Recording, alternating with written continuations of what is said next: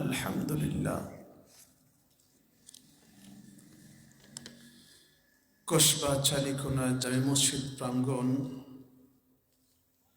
প্রাঙ্গণে ঐতিহ্যবাহী কসবা চালিকোনা সমাজ কল্যাণ সমিতি কর্তৃক আয়োজিত আজকের এই 18তম ওয়াজদুয়াল মাহফিলের সম্মানিত সভাপতি সাহেব, আমন্ত্রিত উলামায়ে কেরাম, আমার পূর্বে অত্যন্ত তাত্ত্বিক সুমধুর কণ্ঠে আলোচনা করেছেন হাফেজ হযরত মাওলানা মুফতি নিয়ামুল্লাহ নোমানী ঢাকা, খতিব হযরত আয়েশা সিদ্দিকা রাদিয়াল্লাহু তাআলা আনহা জামে মসজিদ টঙ্গী গাজীপুর। আজকে বাদ জমা আলোচনা করেছেন আপনাদের তরুণদের আইকন, দারাজ কণ্ঠের অধিকারী, আজকের প্রধান আকর্ষণ হযরত মাওলানা ফয়জুল্লাহ ফয়সাল সাহেব, খতিব খানকা শরীফ সেন্টার জামে মসজিদ রিং রোড ঢাকা। আরও আলোচনা করেছেন সিলেটের সন্তান হাফেজ হযরত মাওলানা মুফতি জামিল আহমদ জামালি সাহেব, খতিব মনোহরপুর গোরস্থান জামে মসজিদ কমপ্লেক্স মাধবদী ঢাকা। আরও আলোচনা করছেন মাওলানা মুফতি সাদিকুর রহমান খাদিমি সাহেব, আরবি প্রভাষক জকিগঞ্জ সিনিয়র ফাজিল মাদ্রাসা, হযরত মাওলানা মুফতি হুসাইন আহমদ সাহেব, আরবি প্রভাষক আসিরগঞ্জ সিনিয়র আলিম মাদ্রাসা, হাফিজ মাওলানা আব্দুল কাদের সাহেব, খতিব কসবা চালিকোনা জামে মসজিদ। আজকের সম্মানিত উপস্থাপক, অত্র এলাকার মুরব্বিয়ানে আযম, মসজিদের মুখাতিবগণ, মাদ্রাসার উস্তাদগণ, আমার যুবক ভাইয়েরা, বিশিষ্ট মিডিয়া ব্যক্তিগণ, সাংবাদিক বন্ধুগণ, প্রশাসন নিয়োজিত সম্মানিত আমার ভাইয়েরা, পর্দার আড়ালে অবস্থানরত আমার সম্মানিত মা ও বোনেরা,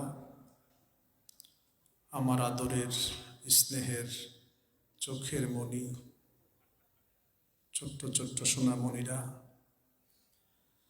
আবার রাসূল করিম সাল্লাল্লাহু আলাইহি ওয়াসাল্লামের শিখিয়ে দেওয়া ভাষায় অভিবাদন জ্ঞাপন করছি, সশ্রদ্ধ সালাম জ্ঞাপন করছি। আসসালামু আলাইকুম ওয়া রাহমাতুল্লাহ।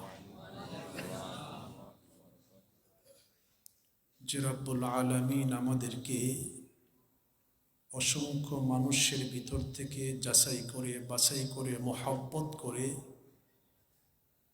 ঈমান তরুতাজা করে জান্নাতের বাগানে আসার বসার সুযোগ করে দিয়েছেন, সেই মহান রব্বুল আলামিনের দরবারে মন প্রাণ উজাড় করে দারাজ কণ্ঠে বলি আলহামদুলিল্লাহ। অসংখ্য দুরূদ সালাম নবীউল মুরসালিন শফিউল মুজতাবিন রাহমাতাল লিল আলামিন, যে নবী করিম সাল্লাল্লাহু আলাইহি ওয়াসাল্লাম এই পৃথিবীতে তাশরিফ এনে উম্মতি উম্মতি বলে কেঁদেছেন। আজ মদিনাতুল মুনাওয়ারাতে উম্মতি উম্মতি বলে কাঁদছেন। কিয়ামতের কঠিন বিভীষিকাম অবস্থায় হাসরের ময়দানে যেদিন কেউ কাউকে চিনবে না, মা বাবা তার সন্তান থেকে পলায়ন করবে, সন্তান তার পিতামাতা থেকে পলায়ন করবে, বন্ধু বন্ধু থেকে পলায়ন করবে, স্ত্রী তার স্বামী থেকে পলায়ন করবে। সেই কঠিন মুহূর্তে যিনি আল্লাহ সুবহানাহু ওয়া তাআলার কুদরতি পা মুবারকের মধ্যে মাথা মুবারক সেজদা অবস্থায় উম্মতি উম্মতি বললে এবং কাঁদতে থাকবেন ততক্ষণ পর্যন্ত যতক্ষণ না আল্লাহ তাআলা বলবেন ইরফা রাসাকা। নবীজি, পৃথিবীতে বহু কষ্ট আপনি করেছেন, হাসরের ময়দান আপনার কষ্টের জায়গা নয়। আপনার মাথা মুবারক উত্তোলন করুন, জাহান্নাম থেকে আপনার গুনাহগার উম্মতদেরকে বেছে বেছে জান্নাতে নিয়ে আসুন। সেই নবীজির উপর অসংখ্য দরুদ সালাম, আল্লাহুম্মা সাল্লি আলা সাইয়্যিদিনা মুহাম্মাদিন ওয়া আলা আলি সাইয়্যিদিনা মুহাম্মাদিন ওয়া বারিক ওয়া সাল্লিম। সম্মানিত সুধী, যথেষ্ট পরিমাণ আলোচনা হয়েছে। সকাল 10টা থেকে আলোচনা শুরু হয়েছে, এখন রাত 10:30টার মতো বাজতেছে। অনেক আলোচনা হয়েছে। শেষ মুহূর্তে আমি একেবারে তো আমি আপনাদেরকে খুব বেশি একটা বিরক্ত করব না, যেহেতু এটা নবীজির মাস। শাবান মাস কার মাস? নবীজির মাস। রজব মাস শাহরুল্লাহ, শাবান মাস শাহরুন নবী সাল্লাল্লাহু আলাইহি ওয়াসাল্লাম, আর রমজান মাস শাহরে উম্মতি, আমাদের মাস। রজব মাস জমিনে বীজ বপন করার মাস, আর শাবান মাস জমিনে সেচ দেওয়া, পরিচর্যা করার মাস, আর রমজান মাস জমিন থেকে ফসল তোলার মাস। আম্মাজান আয়েশা সিদ্দিকা রাদিয়াল্লাহু তাআলা আনহা বলেন, শাবান মাস যখন আসতো, আল্লাহ নবী এবং সাহাবে কেরাম এত পরিমাণ ইবাদত বান্দিগি করতেন, যেন মনে হতো যে তারা একদম কাছা দিয়ে, তারা জমিনে যেরকম কৃষক ধান রোপণ করে বোরোর সময়, ঠিক তার চাইতে আরো কঠিনভাবে তারা ইবাদতে মশগুল হয়ে যেতেন, এবং প্রচুর পরিমাণ পুরা মাস ব্যাপী তারা রোজা রাখতেন, বিভিন্ন ইবাদত বান্দি করতেন, দান সাদা করতেন। বলে সুবহানাল্লাহ। عن أم سلمة رضي الله تعالى عنها قالت: ما رأيت النبي صلى الله عليه وسلم شهرين متتابعين إلا شعبان ورمضان। উম্মে সালমা রাদিয়াল্লাহু তাআলা আনহা বলেন, আমি আল্লাহর নবীকে শাবান মাস ছাড়া মাহে রমজান মাসের পরে ধারাবাহিকভাবে রোজা রাখতে অন্য কোনো মাসে আমি দেখি নাই। আল্লাহর নবী এই মাসে ধারাবাহিকভাবে রোজা রাখতেন। বলে সুবহানাল্লাহ। বড় পীর নবীজির বংশধর আব্দুল কাদির রাহিমাহুল্লাহ, তিনি তার গুনিয়াতুত তালিবিনের ভিতরে লিখেছেন, আল্লাহ সুবহানাহু ওয়া তাআলা সৃষ্টি থেকে 4 সংখ্যাকে আল্লাহ তাআলা বাছাই করেছেন। কোন সংখ্যাকে? যেমন নবী থেকে 4 জন নবী, হযরত ঈসা আলাইহিমুস সালাম, মূসা আলাইহিমুস সালাম, ইব্রাহিম আলাইহিমুস সালাম, হযরত মুহাম্মদ সাল্লাল্লাহু আলাইহি ওয়াসাল্লাম। এই 4 জনের ভিতরে মুহাম্মদ সাল্লাল্লাহু আলাইহি ওয়াসাল্লামের শ্রেষ্ঠত্ব আল্লাহ তাআলা বেশি দিয়েছেন। সুবহানাল্লাহ। ঠিক এইভাবে 4টি পাহাড়, 4টি নদী, 4টি মসজিদ, 4টি মাস, 4টি রাত, এই 4 জন সাহাবী, এবং এই 4টি মাসের ভিতরে আল্লাহ তাআলা এই রজব, শাবান, রমজান এবং মুহররম, এই 4 মাসের ভিতরে আল্লাহ তাআলা শাবান মাসের শ্রেষ্ঠত্ব বেশি দিয়েছেন।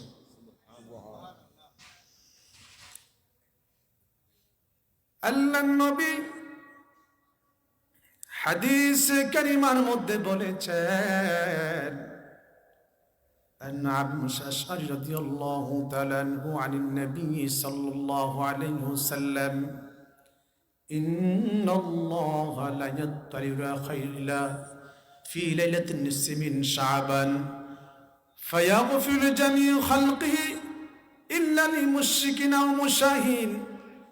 হযরত আবু মুসা আশআরী রাদিয়াল্লাহু তাআলা আনহু বলেন, ইন্নাল্লাহা লা ইয়াত্তালিউ ফি লাইলাতিন নিসফি মিন শাবান, শাবান মাসের মধ্যবর্তী এমন একটি রাত রয়েছে, যেই রাতে আল্লাহ তাআলা তার সৃষ্টির প্রতি বিশেষ দৃষ্টি দেন, রহমতের দৃষ্টি দেন। ফায়াগফিরু লিজামি খালকিহি ইল্লা লিমুশরিকিন আও মুশাহিন। ওই রাত্রে আল্লাহ তাআলা ফায়াগফিরু লিজামি খালকিহি, আল্লাহ তাআলা তার সমস্ত সৃষ্টিকে আল্লাহ তাআলা ক্ষমা করে দেন। তবে 2 শ্রেণীর মানুষকে আল্লাহ তাআলা ক্ষমা করেন না। একটা হলো ইল্লালি মুশরিকিন, যারা মুশরিক, যারা শিরিক করে তাদেরকে, আও মুশাহিন, যাদের ভিতরে হিংসা রয়েছে। তাহলে এই মাসটি অত্যন্ত গুরুত্বপূর্ণ, এবং আল্লাহর নবী রজব মাস, শাবান মাস যখন পাইতেন তখন দোয়া পড়তেন। কি দোয়া পড়তেন? আল্লাহুম্মা বারিক লানা ফি রজব ওয়া শাবান ওয়া বাল্লিগনা রমাদান। আর শীতকাল তো এমনিতে গনিমত, ইবাদতের মাস। গতকাল আজকে সকালেও আমার সহদর মিয়া মেসেজ দিচ্ছে যে আপনি 3টা 3:30টায় ঘুমিয়ে আবার ফজর নামাজ কেমনে পড়েন এটা বুঝি না। আমার সহদর মিয়া আমাকে মেসেজ দিচ্ছে যে আপনি কেমনে ফজর নামাজ পড়েন এটা বুঝি না, আমি কি করে সম্ভব প্রতিদিন। কবরের ভয় যখন থাকবে, হাসরের ময়দানের আযাবের কথা যখন অন্তরে গেঁথে থাকবে, তো রাত্রে 4টায় ঘুমাই আর 2টায় ঘুমাই, ফজর মিস হওয়ার কথা না। এই জন্য সারা বছরে একটি রাতেই তো এটা আপনাদের বিশাল একটা চরম পাওয়া। এখানে যতক্ষণ বসে থাকবেন ততক্ষণ আল্লাহ তাআলা রহমত সাকিনা নাজিল করতেই থাকবেন, এবং যতক্ষণ আলেমদের দিকে তাকিয়ে আপনি আলোচনা শুনবেন, কোরআন সুন্নাহর তাকরীর শুনবেন, ততক্ষণ পর্যন্ত আল্লাহ তাআলা আপনার জীবনের গুনাহগুলি খালি মিটাইতেই থাকবে, আল্লাহ তাআলা ডিলিট করতে থাকবেন। সুবহানাল্লাহ। শুধু তাই নয়, আল্লাহ তাআলা সূরা ফুরকানের 70 নম্বর আয়াতের মধ্যে আল্লাহ তাআলা বলেন, ইল্লা মান তাবা ওয়া আমানা ওয়া আমিলা আমালান সালিহা।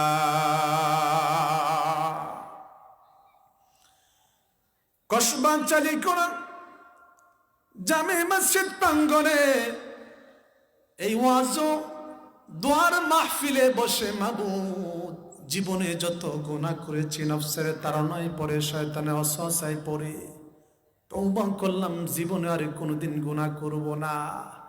বাকি জীবনটা যতদিন পাই সেইটা 100 বছর হোক আর 50 বছর হোক আর 10 বছর হোক, 1 বছর হোক, একদিন হওয়ার একটি মুহূর্ত হোক, ওই সময়টা আমরা নেক কাজ করব, কোনো গুনাহের কাজে লিপ্ত হব না। আল্লাহ বলেন, বান্দারে যখন তুমি আমার সাথে ওয়াদাবদ্ধ হয়ে গেলা, আরে বান্দা, ফাউলাইকা ইউবাদদিলুল্লাহু সাইয়্যাতিহিম হাসানাত। বান্দারে তোমার আমলনামায় যেই পরিমাণ গুনাহ ছিল, আমি আল্লাহ তাআলা তোমার সমস্ত গুনাহগুলি ডিলিট করে দিব। ডিলিট করে ক্ষান্ত হব না। এই গুনাহগুলোকে আমি আল্লাহ তাআলা নেকে পরিণত করে তোমার আমলনামাটা আমি আল্লাহ তাআলা সওয়াবে পরিণত করে দিব। সুবহানাল্লাহ বলবা। যদি আমরা খালি বলতে পারি আল্লাহ তওবা করলাম আর গুনাহ করব না, সামনের জীবনটা নেক আমল করব, আল্লাহ বলেন 2টা কথা বলবা, তোমার সমস্ত গুনাহ মাফ। এই গুনাহগুলিকে আমি আল্লাহ তাআলা আমলে পরিণত করে তোমার আমলনামা ভরপুর করে দিব। বলি সুবহানাল্লাহ। শুধু এতটুকুই নয়, দেখা যাবে এই ঐতিহ্যবাহী কসবা চালিকোনার যতগুলি কবরস্থান রয়েছে, এখানে যারা এখন বসে আছেন, আজকে আখরি মুনাজাতের পরে বহু কবরের আযাব মাফ হয়ে যাবে। আল্লাহর ফেরেশতারা নেকের সওয়াবের গাঁটুরি নিয়া কবরের পাশে কে দাঁড়াবে, অমুকের বাবা, অমুকের দাদা, অমুকের ভাতিজা, অমুকের মামা, অমুকের নানি, অমুকের জেঠি, কে কোথায় আছো গো, দৌড়িয়ে আসো, দৌড়িয়ে আসে। কি হলো? এই নাও সওয়াব, আল্লাহ তাআলা তোমাদের কবরের আযাবকে মাফ করে দিয়েছে। কবরবাসীরা আনন্দে আত্মহারা হইয়া দৌড়াতে লাগবে, আর অন্যান্য কবরবাসীদেরকে ডেকে ডেকে বলবে, আরে কবরবাসীরা, তোমরা তো আমাদেরকে বলতা কেন ঐতিহ্যবাহী কসবা চালিকোনা সমাজ কল্যাণ কর্তৃক বার্ষিক ওয়াজ মাহফিল হয় কেন জানোনি? এইটা হওয়ার কারণে প্রতি বছর আমাদের বহু সন্তানের ঈমান তরতাজা হয়েছে, বহু সন্তান দ্বীনের পথে এসেছে, বহু সন্তান কোরআনের পথে এসেছে, বহু সন্তান নবীর প্রেমে এসেছে, বহু সন্তান গুনাহ থেকে মুক্ত হয়েছে। ওই সন্তানের আজকে এই বার্ষিক ওয়াজ মাহফিলের শুরু থেকে শেষ পর্যন্ত আবেগের সাথে, ইমোশনের সাথে, শ্রদ্ধার সাথে, ভালোবাসার সাথে, ধৈর্যের সাথে তারা বসে বসে কোরআন সুন্নাহর আলোচনা শুনে শুনে চোখের পানি ছেড়ে দিয়েছে। তারা বিশ্বাস করেছে নবীজি বলেছেন 5 ওয়াক্ত নামাজের পরে, কোরআন তেলাওয়াতের পরে, দুরূদ শরীফ পাঠের পরে, গভীর রাতে তাহাজ্জুদের পরে, আর ইস্তেগফার তাওবার পরে, দুরূদ শরীফের পরে, দান সদকার পরে বান্দা যখন হাত তুলে, ওই হাত আমার আল্লাহ তাআলা কখনো ফিরিয়ে দেন না। বান্দার দোয়াগুলি আল্লাহ তাআলা 100% কবুল করে। দুনিয়াতে আল্লাহ তাআলা 30% দেন, আখিরাতে আমার আল্লাহ তাআলা 70% দেন। শুধু তাই নয়, যেই জায়গার ভিতরে 40 জন মানুষ একত্রিত হয়ে আল্লাহর দরবারে হাত তুলে, আমার আল্লাহ তাআলা ওই মজলিসে একজনকে ওলি বানাইয়া ওই মজলিসের দোয়া আমার আল্লাহ তাআলা কবুল করে নেন। আমার সন্তান, আমার ভাতিজা, আমার আত্মীয় স্বজন এই কথাগুলি বিশ্বাস করে এই বার্ষিক ওয়াজ মাহফিলের শুরু থেকে শেষ পর্যন্ত ধৈর্য সহকারে বসে বসে তারা আখরি মুনাজাতে চোখের পানি ছেড়ে দিয়ে আমাদের জন্য তারা মাগফিরাতের দোয়া করার কারণে আল্লাহ তাআলা আমাদের কবরের আযাব মাফ করে দিয়েছে। কবরবাসীরা খুশি হইয়া আল্লাহর দরবারে হাত তুলে দোয়া করবে, মাবুদ আমার যেই সন্তান, যেই নাতি, যে আত্মীয় স্বজন যারা আমাদের জন্য দোয়া করলো, আমাদের জন্য হাদিয়া পাঠাইলো, সূরা ফাতিহা, সূরা ইখলাস পড়ে, দুরূদ শরীফ পড়ে যারা আমাদেরকে হাদিয়া দিল, আল্লাহ তাদের উপর আমাদের কোনো অভিযোগ নাই।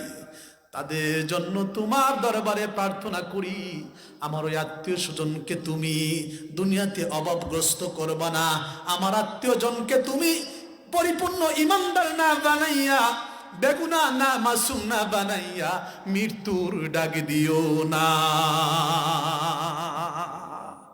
মনে রাখবেন, যারা মৃত্যুবরণ করে তাদের দোয়া তাদের কোনো কাজে আসে না, তাদের দোয়া আমাদের কাজে আসে। কিন্তু আমরা যারা বেঁচে আছি, আমাদের দোয়া আমাদেরও কাজে আসে, অন্যদেরও কাজে আসে এবং কবরবাসীদেরও কাজে আসে। সুবহানাল্লাহ বলবেন না? এই জন্য বাবা, আমি এখানে বসেছি, আল্লাহ এনেছেন, কি বলেন? না হলে এখানে আসার কথা না।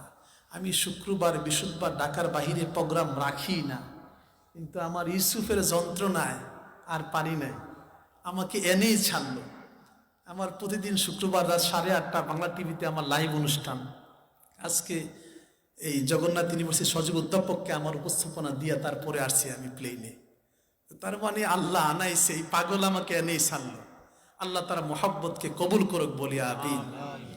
তো আমি এসেছি বাবা, আমার বলার মতো শক্তি, যেরকম তাকওয়া, যেরকম ঈমান, আমল দরকার, ইলম দরকার, তার কিচ্ছুই আমার ভিতরে নাই।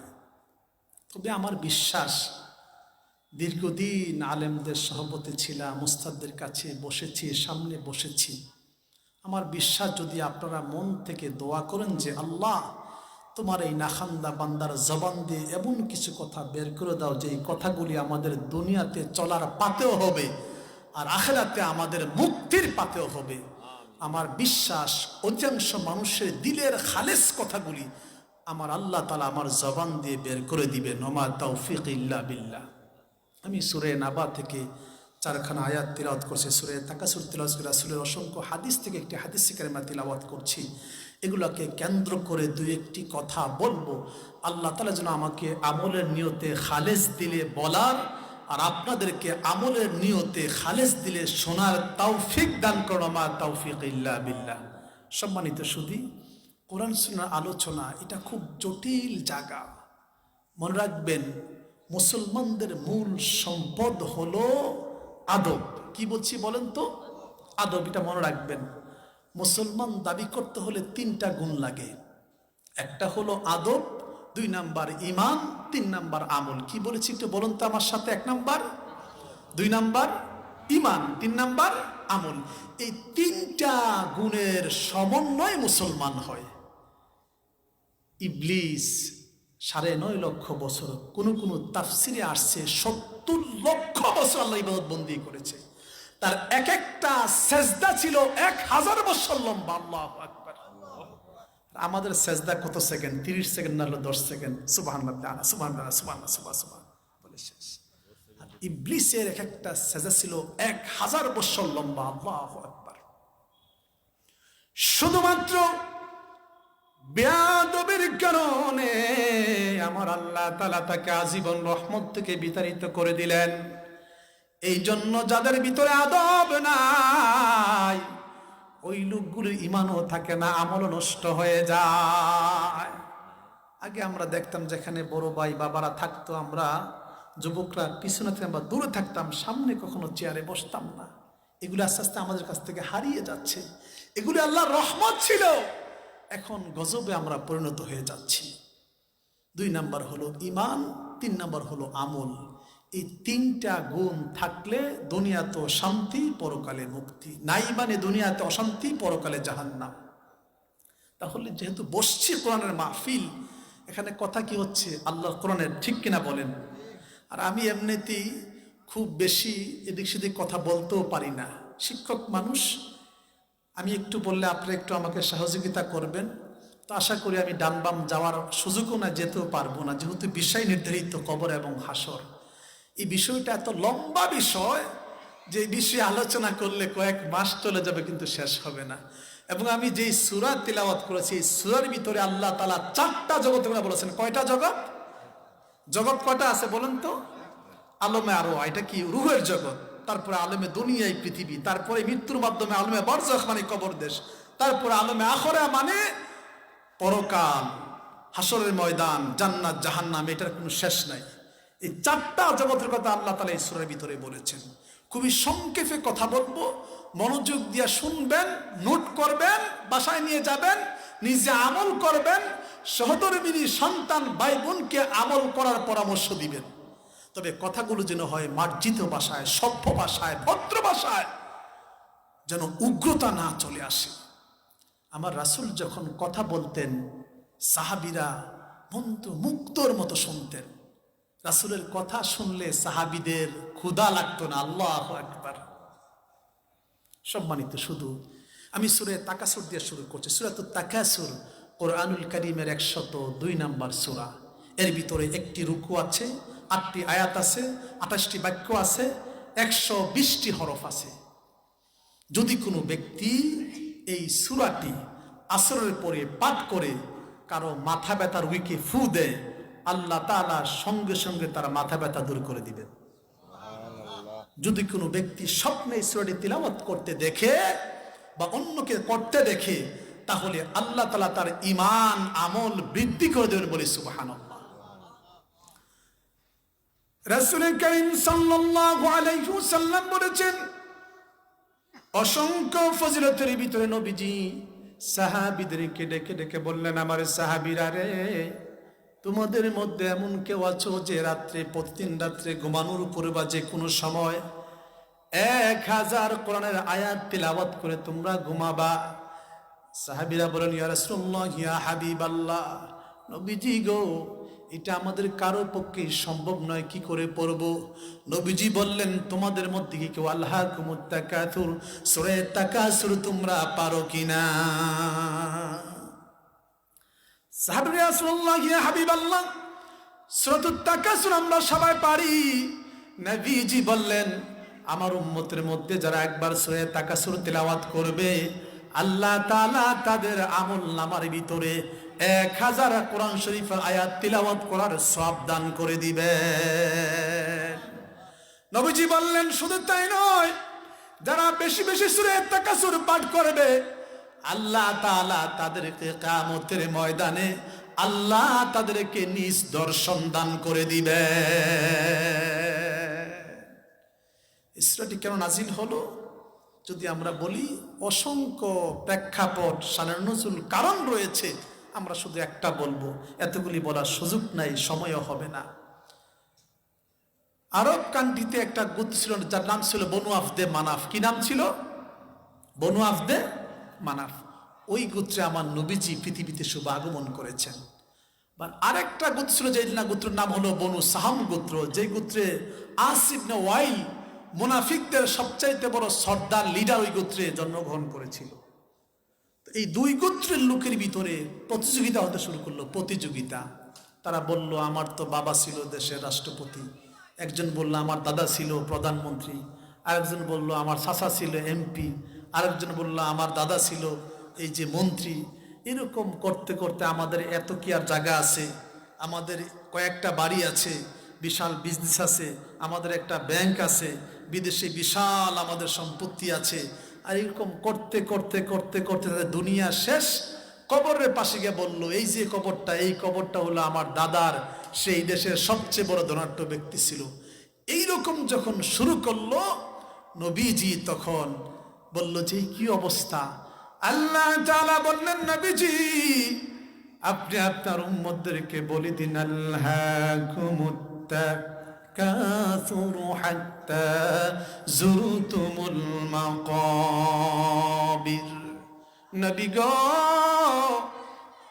আল্লাহুমুত তাকাসুরু হাত্তা যুরতুমুল মাকাবির, দুনিয়ার প্রাচুর্যের প্রতিযোগিতা তাদেরকে গাফেল করে রেখে দিয়েছে আল্লাহ থেকে, দিন থেকে, নবী থেকে, ইসলাম থেকে, যে পর্যন্ত না তারা কবরের সাক্ষাৎ লাভ করে। দুনিয়ার এই প্রাচুর্য, দুনিয়ার মোহ মায়া, ছেলে মেয়ে, ব্যবসা বাণিজ্য, ক্ষমতা, এগুলি আমাদেরকে গাফেল করে রেখেছে। আমাদের মাঝখানে একটা বিশাল প্রাচীর তৈরি করেছে, যেই প্রাচীর আমাদেরকে দিন থেকে, আমল থেকে, আল্লাহ থেকে, নবী থেকে, কোরআন থেকে, সৎ উপদেশ থেকে আমাদেরকে বহু দূরে রেখে দিয়েছে। ঠিক কিনা বলেন? আল্লাহ বলেন এটা কতক্ষণ চলবে? হাত্তা যুরতুমুল মাকাবির। তারা বলে, এই যে যদি এইবার আমি এমপি হইয়া যাই, দাড়ি টুপি রাইখা আমার একেবারে আমি বড় হুজুর হয়ে যাবো গা, হজ করবো, আর জীবনে আমি আর এমপি হব না, এরপর আল্লাহ যদি বাঁচায় আমি একেবারে পিসাব হয়ে যাব।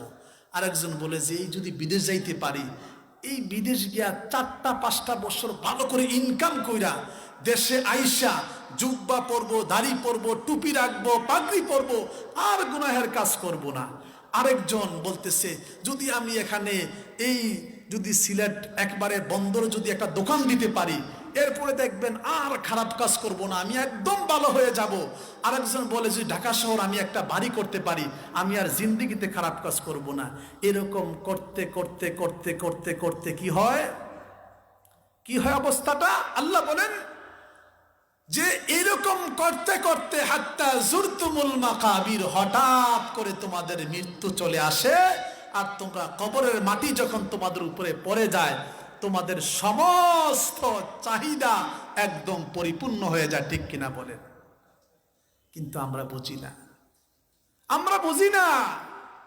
কুল ইন্নাল মাউতাল্লাযী তাফিরুনা মিনহুম ফাইন্নাহুম মুলাকীকুম। এরকম করতে করতে হঠাৎ করে একদিন মৃত্যু আমাদের সামনে চলে আসে, মৃত্যু চলে আসে। এরকম করতে করতে কবর দেশে আমরা চলে যাই। এজন্য কই বড় সুন্দর করে বলেছেন, মরণ থেকে যতই পালাও মরণ তোমায় লইবে গিরি, যদিও সুদূর আকাশ পড়ে পালাও সেতায় লাগিয়ে সিঁড়ি। কুল্লু নাফসিন যায়িকাতুল মাউত। আল্লাহ বলেন, বান্দারে তোমাদের সৃষ্টি হয়েছে মৃত্যুবরণ করতে হবে, মৃত্যু থেকে বাঁচার কোনো উপায় নাই। এই যে তুমি বলছো আগামী মাস, আগামী কাল, আগামী বছর আমি ইবাদত বন্দেগী ধরবো, এই বছর পারবো না, সামনের বছর থেকে 30টা রোজা আমি রাখবো, এই বছর পারবো না, পরের বছর আমি ব্যবসা বাণিজ্য ঠিক করে আমার এই জায়গাটা রাখার পরে বিল্ডিংটা করে আমি নতুন করে আবার দিনের পথে লেগে যাব। তোমারে কে বলেছে গো আগামী বছর তুমি বাঁচবা? আগামীকাল যে বাঁচবা তার গ্যারান্টি তোমার কাছে আছে নাকি? আল্লাহ বলেন, কাল্লা সাউফা তা'লামুনা সুম্মা কাল্লা সাউফা তা'লামুন। বান্দারে, এটা একদম ঠিক নয়। যদি তোমরা জানতে এই প্রাচুর্যের মোহমায়ায় দুনিয়ার ছেলে মেয়ে ব্যবসা বাণিজ্যের ফান্দে পড়ে এইগুলি তোমরা করতে না। সুম্মা কাল্লা সাউফা তা'লামুন। আমি আল্লাহ তোমাদেরকে আবারও স্মরণ করে দিচ্ছি, আবারও বলছি, এটা একদম ঠিক নয়। যদি তোমরা জানতে, আল্লাহ তাআলা আবার বলেন কাল্লা লাউ তা'লামুনা ইলমাল ইয়াকিন। বান্দারে, একদম একদম ঠিক নয়, একদম ঠিক নয়। যদি তোমাদের সঠিক জ্ঞান থাকতো, যদি তোমরা তোমাদের এই ব্রেনকে খাটাইতে, আমি আল্লাহ তাআলা তোমাদেরকে যে জ্ঞান দিয়েছি, স্মরণ শক্তি দিয়েছি, মেধা শক্তি দিয়েছি, তোমাদেরকে দেখার দুইটা চোখ দিয়েছি, ধরার মতো হাত দিয়েছি, শোনার মতো কান দিয়েছি, বোঝার মতো অন্তঃকরণ দিয়েছি, হাঁটার মতো দুটি পা দিয়েছি। এত নিয়ামত দেওয়ার পরে তোমরা যদি তোমাদের জ্ঞানটাকে খাটাইতে, নিশ্চয়ই তোমরা এই বাজে কাজে তোমরা কখনো প্রতিযোগিতা করতা না। আল্লাহ বলেন, কতক্ষণ করবা? লাতারাউন্নাল জাহিম লা ইলাহা। ইকুটা একটু কমাবে, ইকুটা একটু কমাইতে হবে, ইকুটা কমাইতে হবে, ইকু কমাতে হবে একটু হালকা। লা ইলাহা লা ইলাহা লা ইলাহা। আল্লাহ বলেন, বান্দারে, লাতারাউন্নাল জাহিম।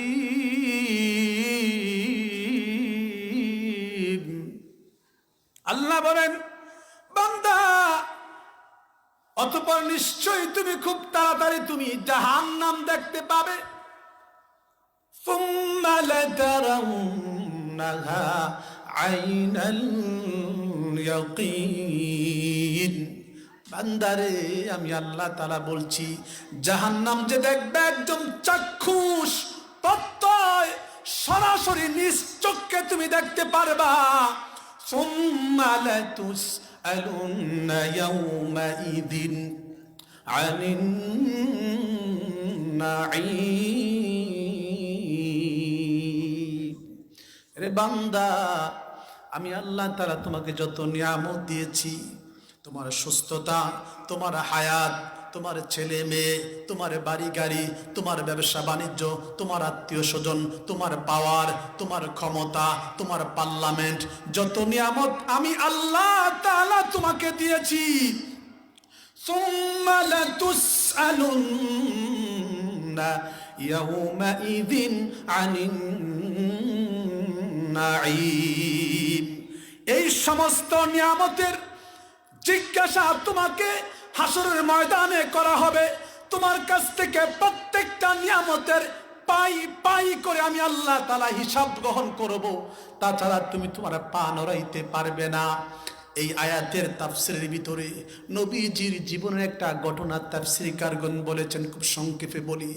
আল্লাহর নবীর দুইজন সাহাবী, হযরতে আবু বকর, হযরতে ওমর রাদিয়াল্লাহু তাআলা আনহু, যারা তখন আরব দেশের সবচাইতে বড় ধনী ছিল, মক্কা থেকে মদিনায় হিজরত করে যখন গেলেন, দারিদ্র যখন তাদের উপর এসে পড়ল, এই দুই সাহাবী পেটের ক্ষুধায় রাস্তায় বের হয়ে গেল।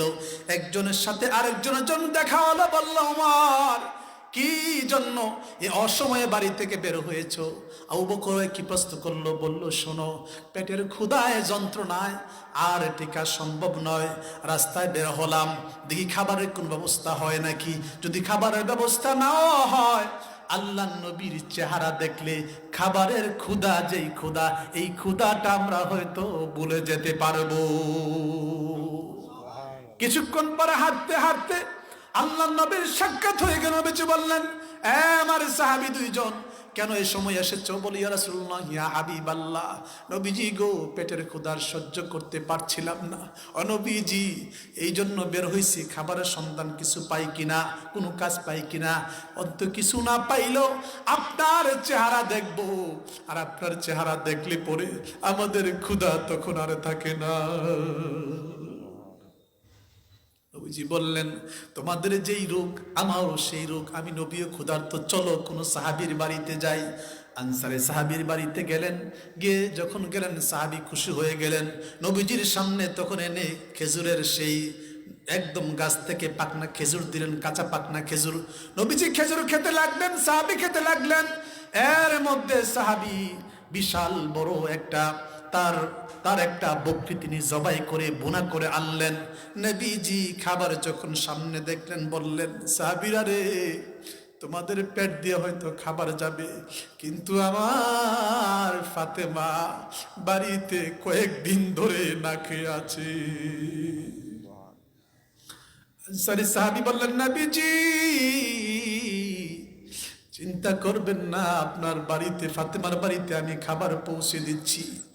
পেট পুরে সাহাবীরা যখন খেয়ে বের হলেন, আল্লাহ নবী ওই সাহাবীর বাড়ি থেকে বের হয়ে রাস্তায় গিয়ে বলল, আমার সাহাবী দয়, মনে রেখো, এই যে ক্ষুধার্ত অবস্থায় বাড়ি থেকে বের হলে, এখন পেট ভরে বাড়ি যাচ্ছ, এই নিয়ামতের সুম্মা লা তুসআলুন্না ইয়াউমাইদিন আনিন নাঈম, এই নিয়ামতের, এই যে নিয়ামত খেয়েছো, কিয়ামতের ময়দানে আল্লাহ তাআলা এই নিয়ামত সম্পর্কে তোমাদেরকে জিজ্ঞাসা করবে।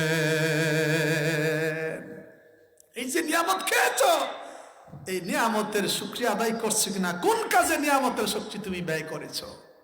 আমার বাবারা, এই জন্য এটা বিশাল ব্যাপার। কবরের কথা বলে, কবরের কথা তো শুনলে এমনি কলিজায় পানি থাকে না। আল্লাহু আকবার। খুবই সংক্ষেপে কথা বলবো আজকে আমরা। কবর থেকে আমাদের সেই চলে যেতে হবে হাসরের ময়দানে। লম্বা আলোচনা, খুবই সংক্ষেপে আমি কথা বলবো। আমার মনে হয় আপনাদের যদি কষ্ট হয় উঠে যাবেন, আমিও ছেড়ে দিব, আমি বেঁচে যাই। বসবেন না যাইবেন? কারা কারা যাইবেন হাত তোলেন। মাশাআল্লাহ, আলোচনা কি চলবে? আল্লাহ তাআলা বলেন, মিনহা খলাকনাকুম ওয়া ফিহা নুঈদুকুম ওয়া মিনহা নুখরিজুকুম তারাতান উখরা। মিনহা খলাকনাকুম ওয়া ফিহা নুঈদুকুম। বান্দারে, এই মাটি থেকে আমি আল্লাহ তাআলা তোমাদেরকে বানিয়েছি, আবার এখানেই তোমাদেরকে আমি আল্লাহ তাআলা আবার নিঃশেষ করে দিব। মিনহা নুখরিজুকুম তারাতান উখরা। আবার এইখান থেকে তোমাদেরকে পুনরুত্থিত করা হবে। আবার ইসরাফিল আলাইহিমুস সালাম যখন আবার সিংহায় ফুৎ দিবেন, চূড়ান্তভাবে তৃতীয়বার যখন ফু দিবেন, কবর থেকে তোমরা আবার হাসর ময়দানে উত্থিত হবে দলে দলে। আল্লাহ তাআলা বলেন, বান্দারে, মৃত্যু যখন চলে আসবে, তোমরা পিতা মাতার মাধ্যমে আলমে আরওয়াহ থেকে আলমে দুনিয়া এসেছো পিতা মাতার মাধ্যমে। এই দুনিয়া আসার পরে তোমরা ওই দুনিয়া ভুলে গেছো, ওখানে যে ছিলে এটা তোমাদের ব্রেনেও কাজ করে না। ঠিক মৃত্যুর মাধ্যমে যখন তোমরা কবর দেশে আসবা, বুঝতে পারবা, আবার মনে করবা দুনিয়ায় ছিলাম কিনা তোমাদের মনে থাকবে না। মৃত্যুটা খুবই কাছে, এত কাছে। সুলাইমান আলাইহিমুস সালাম, দাউদ আলাইহিমুস সালাম, তার 19 সন্তান ছিল। কত সন্তান? 19 জন সন্তান ছিল। এই 19 জন সন্তান উনি পৃথিবী থেকে যখন চলে যাবেন, তখন ওনার যে রাজত্ব কাকে দিবেন? পৃথিবীতে আল্লাহ 2 জন নবীকে খুব সম্পদ দিয়েছেন, একজন দাউদ আলাইহিস সালাম আর একজন সুলাইমান আলাইহিমুস সালাম। বিশাল সম্পত্তি আল্লাহ দিয়েছিলেন। রাজত্ব কাকে দিবেন? 19 জন সন্তানকে বললেন যে, বাবা, 19 জনের ভিতরে একজন চুপ, ছোট জন চুপ, আর বাকি 18 জন বলতেছে, বাবা আমারে দেন, আমারে দেন। তো রাজত্ব তো আর 18 জনকে দেওয়া যায় না। দেশের রাষ্ট্রপতি কয়জন হয়? প্রধানমন্ত্রী কয়জন হয়? 18 জন তো আর সম্ভব না। এখন দাউদ আলাইহিস সালাম দেখলেন যে মহা বিপদে পড়লাম, কারে দিতে পারি? আল্লাহ তাআলার কাছে বললেন, মাবুদ আমি দাউদ বড় সমস্যার মধ্যে পড়ে গেলাম। কি হয়েছে রে দাউদ? আল্লাহ গো, 18 সন্তানই চাচ্ছে আমার রাজত্ব নিবে। আল্লাহ বলেন, দাউদ রে চিন্তা করো না, টেনশন করো না, আমি আল্লাহ তাআলা তোমাকে প্রশ্নপত্র পাঠিয়ে দিলাম। প্রশ্নের এক পৃষ্ঠায় হলো প্রশ্ন, আরেক পৃষ্ঠায় উত্তর থাকবে। যে উত্তর দিতে পারবে সেই তোমার রাজত্ব নিবে। 18-19 জন সন্তানকে ডেকে বলল, আগামীকাল সকাল 10টায় তোমাদের ইন্টারভিউ আছে, মৌখিক ইন্টারভিউ, যারা ভালো করবে ভাইবাতে তারা রাজত্ব পাবে। 19 জন সন্তান উপস্থিত। প্রথম প্রশ্ন করলেন, সবগুলি বলা সম্ভব নয়, 19টা প্রশ্ন ছিল, তার ভিতরে 2 বা 3টা বলবো আমি। মনোযোগ আছে তো আপনাদের? প্রথম প্রশ্ন করেন 19 সন্তানকে, যে বাবা বলো তো মানুষের সবচাইতে নিকটে কোন জিনিস? এখন এক এক সন্তান এক কথা বলতেছে। 18 জন সন্তান ফেল। একজন সন্তান চুপচাপ বসে আছে, তার নাম সুলাইমান আলাইহিস সালাম। ভদ্র সন্তান তো নবীরা পৃথিবীতে সবচেয়ে ভদ্র হয়, সভ্য হয়, বিনয়ী হয়, সবচেয়ে সুন্দর হয়। আল্লাহু আকবার। নবীদের যুগে নবীদের মতো এত সুশ্রী মানুষ, এত আকর্ষণীয় মহামানব পৃথিবীতে আর কেউ থাকে না। আল্লাহু আকবার। একেবারে চুপ। তো নবীদের চেহারা থেকে তো আলো আসে, বিচ্ছুরিত হয়, তাদের চেহারা কোটি মানুষের ভিতরে চেহারা দেখা যায়। তো বাবা দাউদ আলাইহিস সালাম বলতেছে, আচ্ছা সুলাইমান বাবা, তুমি কোনো কথা বলো না, তুমি কি পারো না? তো বাবা আপনি যদি বলেন তাহলে উত্তর দিব। ঠিক আছে বাবা বলো। হযরতে সুলাইমান আলাইহিস সালাম তার বাবাকে বললেন, বাবা পৃথিবীতে সব চাইতে নিকট হলো যার যার মৃত্যু।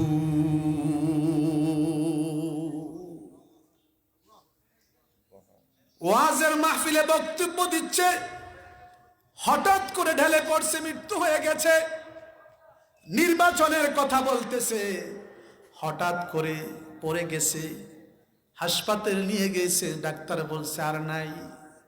বিশেষ করে আপনারা করোনা যখন হয়েছিল তখন দেখেছিলেন, করোনার সময় হঠাৎ করে কত মানুষ চলে গেল, কত টাকার বড় বড় কুমির, লক্ষ লক্ষ কোটি কোটি টাকার মালিক, বিশাল বড় বড় কোম্পানির মালিক ডাক্তারকে বলছে আমার সব নিয়ে যাও, আমাকে অন্তত পক্ষে একটু চিকিৎসা দিয়ে সুস্থ করো। ডাক্তার বলছে আমি ফেল, আমার পক্ষে সম্ভব নয়। বাবারে, মানুষের মৃত্যুটা মানুষের সবচাইতে নিকটে। আমাদের মৃত্যু থেকে বাঁচার কোনো উপায় আছে নাকি? কিন্তু মৃত্যু থেকে বাঁচার উপায় নাই, কিন্তু মৃত্যুর যন্ত্রণা থেকে বাঁচার উপায় আছে তো। 2 নাম্বার প্রশ্ন করি, আলোচনায় ঢুকবো। বা বললেন, বলো তো আমার 18 সন্তান, 19 জন সন্তান, কোন জিনিসের মধ্যে মানুষের পা যখন লাগে, মানুষের কলিজায় তখন আর পানি থাকে না। 18 সন্তান, কেউ বলে বাঘ, কেউ বলে সাপ, কেউ বলে সিংহ, এক একজন এক একটা উত্তর দেয়। সুলাইমান আলাইহিস সালাম ভদ্র ছেলের মতো বসে আছে। বাবা দাউদ বললেন, সুলাইমান তুমি কি পারবা? বলে, বাবা ইনশাল্লাহ পারবো, উত্তরটা দাও। সুলাইমান আলাইহিস সালাম বলেন, বাবা অন্ধকার রাতে যখন কোন মানুষ লাশের মধ্যে যখন তার পা পড়ে যায়, লাইটটা জেলে যখন দেখেন একজন মানুষের লাশ পড়ে আছে, ওই সময় মানুষের কলিজায় কোনো পানি থাকে না।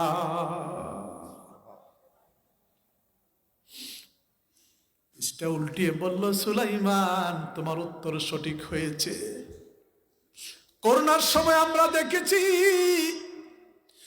বহু সন্তান, বহু বাবা তার ছেলের কাছে বয়ে যায় নাই, বহু বাবা, বহু সন্তান বাবা মারা গেছে, জানাজায়ও যায় নাই, ভয়ে না জানে করোনা তাকে ধরে ফেলে। এই পৃথিবীতে আপন বলতে কেউ নাই। আমার বলতে কেউ নাই, কেউ নাই, সবই পর, কেউ নাই। শুধু একটা জিনিস আছে, যদি আপনার ঈমান এবং আমল সঠিক থাকে, যদি নবীজির গোলামি করতে পারেন, তাহলে আল্লাহর নবী ঈমান আমল কিয়ামতের ময়দানে আপনার জন্য আল্লাহর সামনে দাঁড়িয়ে যাবে। এই পৃথিবীতে আপন বলতে কেউ নাই, নবী ছাড়া কেউ নাই। নবী নবী নবী, নবীর চরণেতে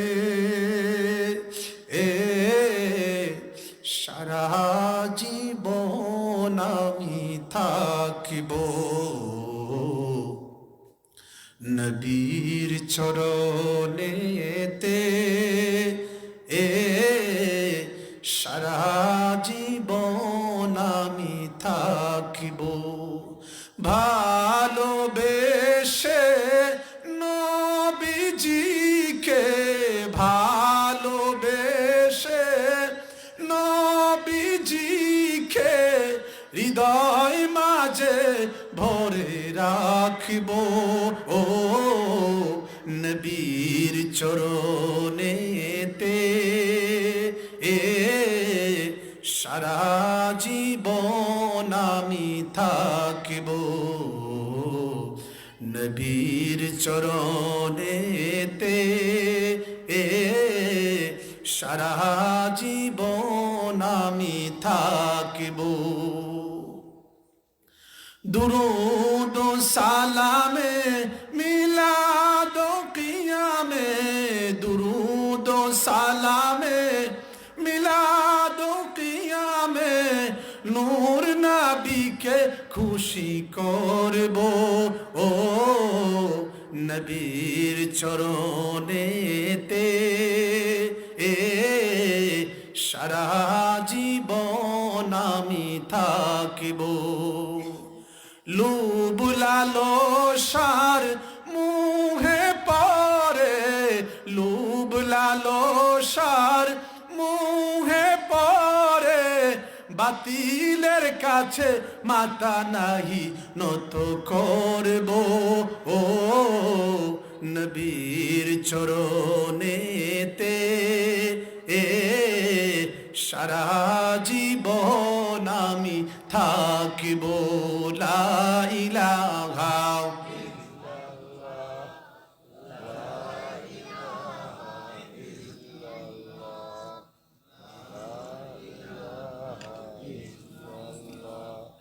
লা ইলাহা লা ইলাহা লা ইলাহা লা ইলাহা লা ইলাহা লা ইলাহা লা ইলাহা ইল্লাল্লাহু মুহাম্মাদুর রাসূলুল্লাহ সাল্লাল্লাহু আলাইহি ওয়াসাল্লাম। নবীজি বলেন, উম্মতেরা রে, এই পৃথিবীতে তোমাদের সারা জীবন থাকার কোনো সুযোগ নাই। এই পৃথিবীতে আপন বলতে কেউ নাই, এই পৃথিবীতে আপন বলতে তোমার কেউ নাই। আপন বলতে শুধু নবীজি আর তোমার ঈমান এবং আমল, এই তিন জিনিস যদি ঠিক থাকে, এই তিন জিনিস কিয়ামতের ময়দানে তোমার পাশে থাকবে। আমার বাবারা, পৃথিবীতে আমরা এসেছি, এই পৃথিবীতে আসার কারণ কি? আল্লাহ বলেছেন, ওয়ামা খালাকাতুল জিন্না ওয়াল ইনসা ইল্লা লিয়াবুদুন। আল্লাহ তাআলা বলেন, বান্দারে, এই পৃথিবীতে তোমাদেরকে আমি আল্লাহ তাআলা সৃষ্টি করেছি কেবলমাত্র আমার ইবাদত বান্দিগি করার জন্য।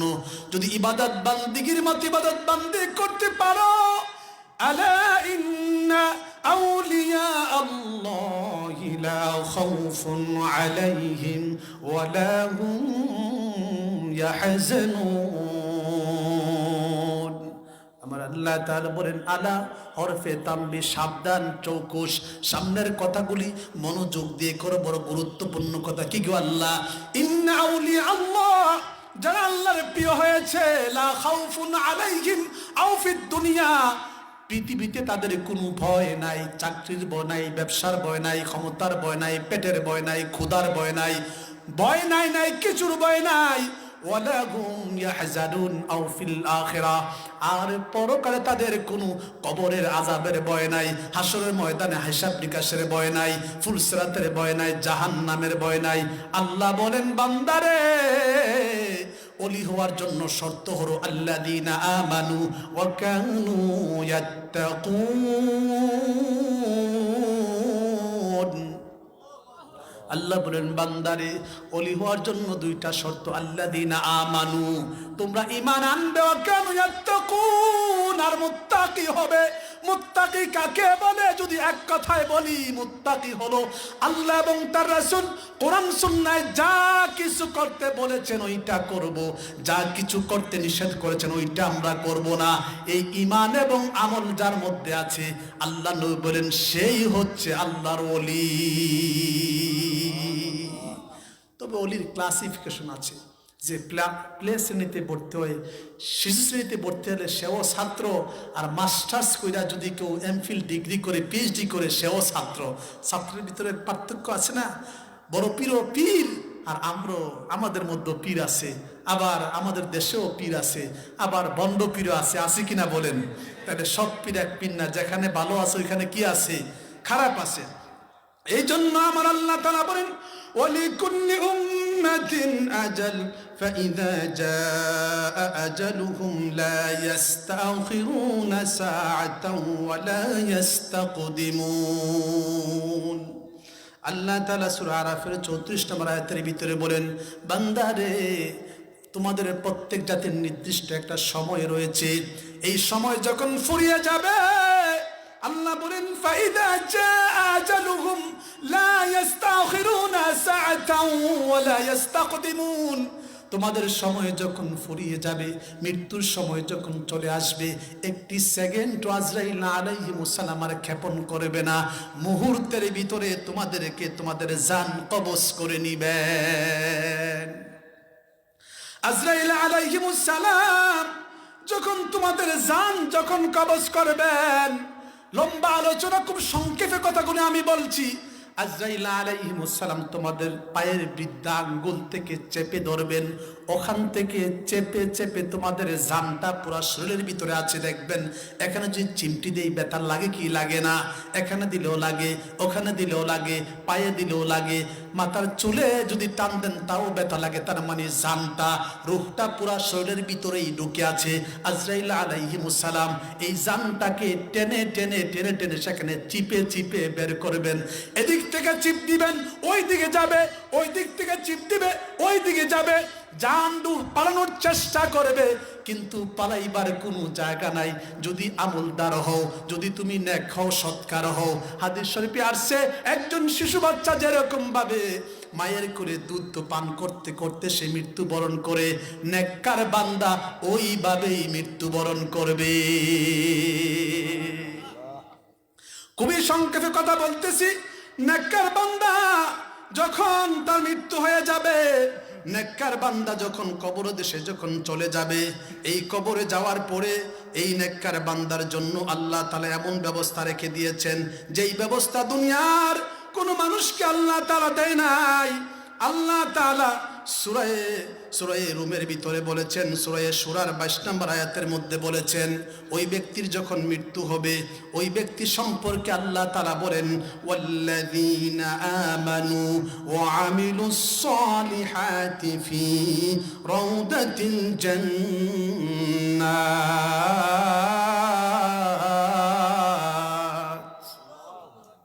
সূরা শুরার 22 নম্বর আয়াতে আল্লাহ তাআলা বলেন, যে সকল মানুষের ঈমান আমল ঠিক ছিল, সুদ খায় নাই, ঘুষ খায় নাই, পরনারীর দিকে তাকায় নাই, কারো ক্ষতি করে নাই, গীবত চর্চা করে নাই, রিয়া করে নাই, শিরকি করে নাই, বেদাতি বন্ডামি করে নাই। ওই সকল লোক যেখানে শুয়ে থাকবে, রাসূল আল্লাহ তাআলা বলেন ওয়াল্লাযীনা আমানু, যারা ঈমান এনেছে, ওয়া আমিলুস সালিহাত, আর যারা নেক আমল করেছে, ফি রাউদাতিল জান্নাত, তারা যেখানে তারা শুয়ে থাকবে ওই জায়গাটা হয়ে যাবে জান্নাতের বাগান। আমার কথা না, আল্লাহর কথা। এরপরে আল্লাহ তাআলা বলেন ফাআম্মাল্লাযীনা আমানু ওয়া আমিলুস সালিহাতি ফাহুম ফি রাউদাতিন ইউহবারুন। সূরা রুমের 15 নম্বর আয়াত আল্লাহ তাআলা বলেন ফাআম্মাল্লাযীনা আমানু, অতঃপর তোমাদের মধ্যে যারা ঈমান এনেছে, ওয়া আমিলুস সালিহাত, আর যারা নেক আমল করেছে, সৎ কাজ করেছে, ভালো কাজ করেছে, ফাহুম ফি রাউদাতিন ইউহবারুন, তারা যেখানে সমাধি, যাদের যেখানে কবর হয়েছে, তারা যেখানে শুয়ে আছেন, ওই জায়গাটা হবে জান্নাতের বাগান। সুবহানাল্লাহ বলেন। এই জন্য মুফাসসিরগণ, পূর্বের ইমামগণ বলেছেন, যে সকল আল্লাহর যে সকল নবীগণ যেখানে শুয়ে আছেন, ওই জায়গাটাকে বলা হয়, ওই জায়গাটাকে বলা হয় রওজা শরীফ। যেখানে সাহাবীগণ, যেখানে আল্লাহর ওলিগণ শুয়ে আছে, ওইটাকে বলা হয় মাজার শরীফ। আর যেখানে সাধারণ মানুষ শুয়ে আছেন, ওই জায়গাটাকে বলা হয় মাকবারা বা কবরস্থান। সকলের কবরকে, মুমিন বান্দা সবার কবরকে রিয়াদুল জান্নাহ বলা যায়, কিন্তু মুফাসসিরগণ বলেছেন যে যেখানে আল্লাহর ওলিগণ শুয়ে আছেন, এটা হবে মাজার শরীফ। আল্লাহর ওলিদেরকে চিনার জন্য বুখারী, তিরমিজি, আবু দাউদ, নাসাই, ইমাম আবু হানিফা রাহিমাহুল্লাহ, তারা যেখানে শুয়েছেন, ফুলতুরি সাদক রাহমাতুল্লাহি আলাইহি থেকে শুরু করে, শাহজালাল রাহমাতুল্লাহ আলাইহি থেকে শুরু করে, আল্লাহর ওলি যেখানে শুয়ে আছেন, ওইটা হবে মাজার শরীফ। যেখানে আল্লাহর নবীগণ শুয়ে আছে, ওইটা হবে রওজা শরীফ। যেখানে সাধারণ মানুষগণ শুয়ে আছে, ওইটা হবে মাকবারা বা কবরস্থান। এগুলি বহুত আগে হয়ে গেছে। শুধু তাই নয়, আমরা হয়তো অনেক কিছু বুঝি না। সকল নবীদের ক্ষেত্রে বলা হয় আলাইহিমুস সালাম, আমার নবীর নাম শুনলে কি বলতে হয়? সাল্লাল্লাহু আলাইহি ওয়াসাল্লাম। আর সাহাবীদের নাম শুনলে কি বলতে হয়? রাদিয়াল্লাহু তাআলা আনহু। আল্লাহ তাআলা বলেছেন লাকাদ রাদিয়াল্লাহু আনিল মুমিনিন, যে সকল মুমিন বান্দা ঈমান এনেছে, তাদের প্রতি আল্লাহ তাআলা রাজি খুশি হয়ে গেছে। সকল মুমিন বান্দার ক্ষেত্রে রাদিয়াল্লাহু তাআলা আনহু বলা যায়, কিন্তু মুফাসসিরগণ, ইমামগণ বলছেন না, এখানে ক্লাসিফিকেশন করে দিলাম। সাহাবীদের ক্ষেত্রে বলবা রাদিয়াল্লাহু তাআলা আনহু, সাহাবীদের পরে তাবে তাবিঈন থেকে শুরু করে সকল ইমামগণ, আল্লাহর ওলিগণের ক্ষেত্রে বলবা তোমরা রহমতুল্লাহি আলাই। আর সাধারণ মানুষদের ক্ষেত্রে তোমরা বলবা আল্লাহ তোমার উপর রহম করুক। চিনার জন্য এই ফতোয়াগুলি 1000 বছর আগে হয়ে গেছে, কিন্তু আমরা এগুলা না জানার কারণে অনেক সময় আমরা ভুল করে ফেলি। আমার বাবার এই জন্য ফতোয়াগুলি আমাদের বুঝতে হবে, কারণ আমরা এখন তো পড়াশোনা করার সময় পাই না। কারণ ফেসবুক দেখতে হয়, ইউটিউব দেখতে হয়, গুগল শরীফ দেখতে হয়। এগুলা করতে করতে আমরা সবাই এখন ফেসবুক মুফতি হয়ে গেছি, গুগল শরীফের মুক্তি হয়ে গেছি। কি যে বুঝি না, ওইটাও বুঝি না। ফার্সি ভাষা পড়তাম, কাসকে নাদানাদ ওয়া নাদানাদ কি নাদানাদ, কাসকে নাদানাদ ওয়া নাদানাদ কি নাদানাদ, দার জাহলে মুরাক্কাব আবাদুদ দাহর বেমানাদ। বুঝি না যে ওইটাও বুঝি না। এমন একটা সমাজে আমরা বসবাস করি, এমন একটা দেশের মধ্যে আমরা বসবাস করি, যেই দেশের সাধারণ মানুষ 100% ইসলাম বোঝে না। সাধারণ মানুষ 100% ইসলাম বোঝে না। আলেমদের ভিতরে 95% আলেম ইসলাম বোঝে না। 5% যারা ইসলাম বোঝে, 2% ব্যালেন্স করে চলে, বাকি 3% চুপচাপ বসে থাকে। কারণ অন্ধের কাছে কখনো আয়না বিক্রি করা যায়? বালুচরে পানি ডাললে এই পানি কি থাকে না? এই জন্য হক্কানি আলেমগণ মান সম্মান চুপ থাকে, 2% ব্যালেন্স করে চলে, আর বাকি 95% ব্যয় ব্যয় করে চিল্লায়। তার ভিতরে আমি একজন। বুঝতে পারতেছেন? লা ইলাহা ইল্লাল্লাহ, লা ইলাহা সম্মানিত সুধী, আলোচনা খুব সংক্ষেপ করতে চাই। এই হলো আল্লাহর মায়ের বান্দাদের অবস্থা। কিন্তু যারা গুনাহগার বান্দা, যে সকল মানুষ পাপ করেছে, জিনা করেছে, বেবিচার করেছে, সুদ খেয়েছে, ঘুষ খেয়েছে, মিথ্যা কথা বলেছে, অন্যের হক নষ্ট করেছে, এই সকল বান্দার মৃত্যুর সময় যখন আসবে, আজরাইল আলাইহিমুস সালাম একটি মুহূর্ত সময় দিবেন না। আজরাইল আলাইহিমুস সালাম তার দুই পেট বিন্দাঙ্গুলো থেকে চাপতে শুরু করবেন, এত কষ্ট দিবেন।